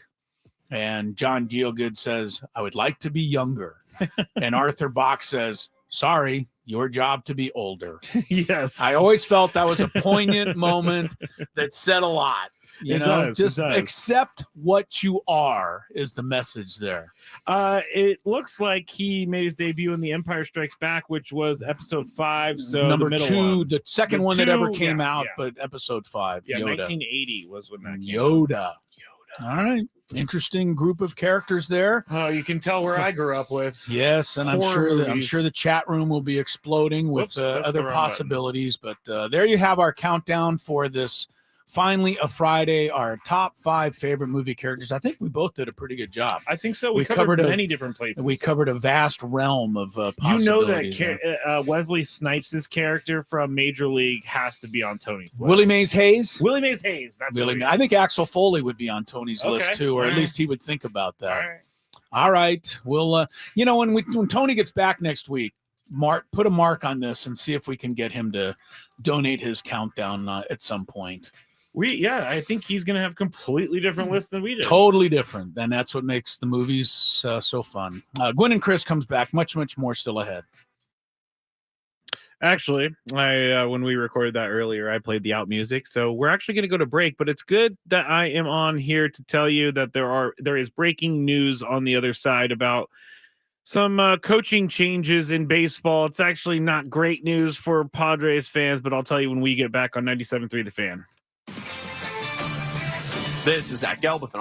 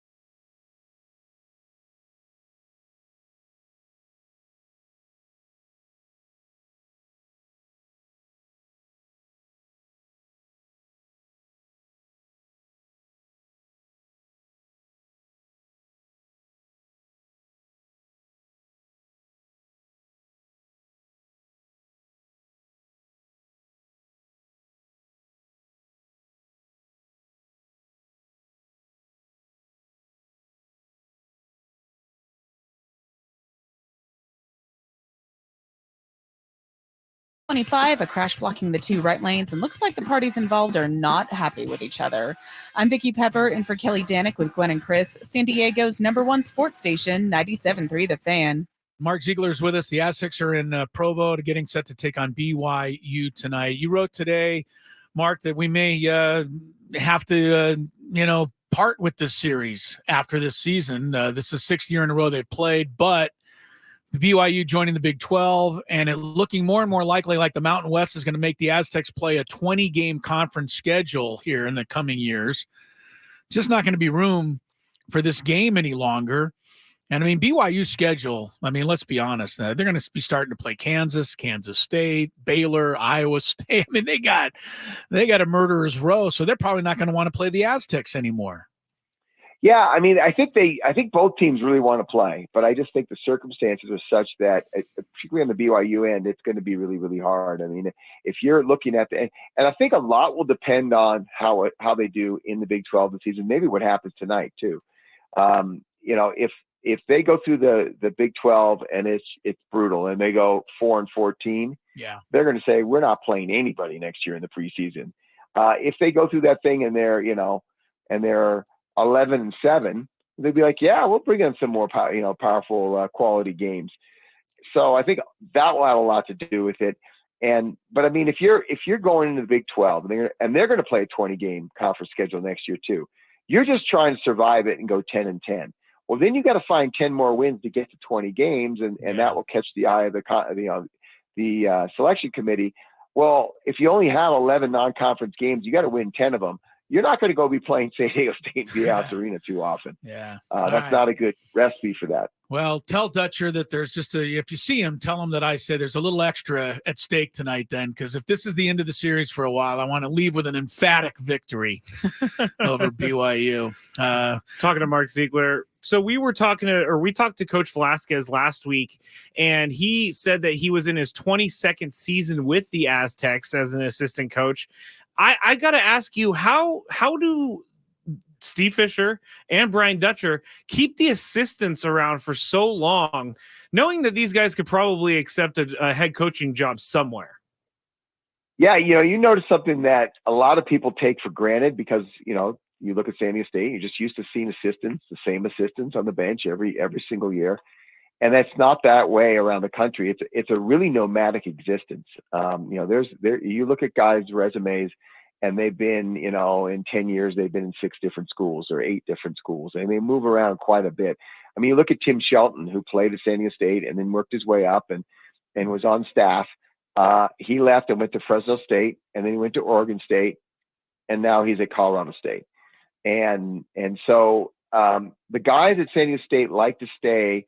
They could get higher paid jobs. Just know that they could go to a power conference. The comparable job in a power conference probably pays them $100,000 to $150,000 more a year. They're living in San Diego, which is expensive. But the reason I think they really like to stay is Dutch is great to work for. He is not a tyrant. Some of these head coaches are tyrants. And also he gives them a lot of responsibility. They can actually coach. I've seen some, Mike Krzyzewski practices, and the assistants just walked around. They didn't do anything. And there's a lot of coaches like that. Brian Dutcher is more of a CEO, quality control type head coach. He lets the assistants run the practice. They plan the practices. Dave Velasquez handles the defense. Chris Acker handles the offense. JD Lester handles transition and rebounding. But they all help each other out in each of their areas. But they're out there really running the practices and coaching and being coaches. And I think those guys really appreciate that. If you're a coach, you want to coach.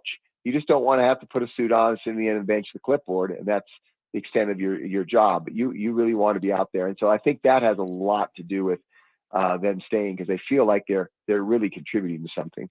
Interesting, but yet another reason why we love Coach Dutch so much. Mark Ziegler's with us. I want to talk about Jaden Ledee. I watched the second half the other night on the flight back from Portland with the women, Mark. And, I don't expect Jaden Ledee to look like a man among boys in every single game he plays. But he sure looked like it the other night. He looks bigger. He looks stronger. He looks faster. He dribbled the ball the length of the court and dunked it, a la Charles Barkley. The upside for this guy looks like it's through the roof all of a sudden. Yeah, I mean, speak to what he's capable of potentially doing this year. Yeah, I mean, it's funny. I was doing my Mountain West preseason ballot, and I'm like, okay, player of the year. And I ended up voting for Isaiah Stevens. He has the most pedigree, Colorado State guard. He's been in the league. He's really, really good. But I paused for a second, and I almost clicked Jaden Ledee. And it's just because I watch him every day in practice. I see what he's capable of. And I saw it last year too. But there was just a transition. I mean, this guy had not played a lot of basketball in college. I mean, at Ohio State, he kind of sat on the bench, and he went to TCU, and he played a little bit. Then he sat out a full year of redshirting, and then he came off the bench again last year. This is really the first year that he's been in college that he's had free reign, where you're not worried about, oh man, I'm only going to be in and out of here another, in 3 minutes or 4 minute shift, and I got to do everything right now. And he goes a million miles an hour. He can calm down, slow down, and just play hard and play as hard as he plays. And everyone's been waiting to see this, and it was just sort of more of a mental thing of just getting over that hump, because physically he's there, the skill set's there, the motor is there, and the intelligence, the IQ is there. So it's not surprising to me at all he's doing this, and I almost kind of expected. I think we're going to see this. I think we're going to see 20 and 10 games fairly regularly through the season, depending on what opponents do to him. Now tonight's going to be really interesting because BYU doesn't really have a guy. I don't know if anybody really has a guy who can handle him one-on-one. I think they're either going to double team him in the post, or they're going to just zone and hope the Aztecs aren't shooting well. But it's going to be interesting to see how teams sort of react to him and try to figure out a way to stop him and make the Aztecs beat him in other ways. All right, Mark, last thing. I mean, how big a deal is this game tonight for the Aztecs? I mean, looking at the remainder of their non-conference schedule, what does this do for them in the rankings in terms of their resume, et cetera, if they win, and what does it do if they lose? In the first look, after what they did last season, expectations are through the roof. People expect them to win now. I did this story earlier in the week, talking to the guy who's written a couple books about what happens to mid-majors or Cinderellas when they get to the Final Four and how things change. And one of the things he said is, he goes, every game's like the postseason. And it's not. College basketball, it's a long, long season. This is game 2. And so it'd be really easy to emphasize this game. It's a great chance. It's a resume game. BYU is picked 13th in the Big 12, but the computers say they're a lot better than that. The computer says they're number 34 in the country, the Ken Palm computer. And they're actually an underdog tonight in Vegas and also on the computer. The computer says they're a 2-point underdog. I think Vegas has 2.5 points. Yeah. 63% chance win chance for BYU. So I think it's one of those deals where a win would be really, really big. It would say this team's, a little bit further ahead of maybe than people thought they'd be with so many young pieces. If they lose, it's not the end of the world. And so it's kind of a good spot to be in. And also just look, they're playing in the Marriott Center. They're 4-30 there. Right. 4-30. Yeah. And some very, very good San Diego State basketball teams. That's because Eric Curry refereed all 34 of those games. Well, look, Kawhi couldn't win in there. And so, and Malachi Flynn and KJ Fagan and Yanni Wetzel won in there. Jordan Shackle, Matt Mitchell. They did win a game in there, and it took incredible effort. I mean, it took a couple incredible shots down the stretch to win, and that BYU team wasn't great. So do they have a chance? Absolutely. But is it the end of the world if they lose this? No. I think they're going to, I've been telling people, I think they're going to have their lumps and struggles early in the season, just because that bench is so young and you're missing a real senior piece who's not, even if he plays, Darian Trammell is not going to be up to 100% speed. And so I think people are going to have to be patient. Judge this team in February. I think they're going to be very, very good in February. They just got to get themselves in a position to get in the tournament and then see what happens. That was Mark Ziegler from the San Diego Union Tribune previewing the game between the Aztecs and BYU in Utah. That's starting in about 5 or so minutes. So that is it for us. We'll be back on Monday. Tony will be back on Monday. We'll bring you all the Padres news that happens over the weekend, and we'll talk about San Diego State. We'll talk about everything Monday. I'm Skraby, filling in for Gwynn and Chris on 97.3 The Fan. Hopefully you all have a good weekend.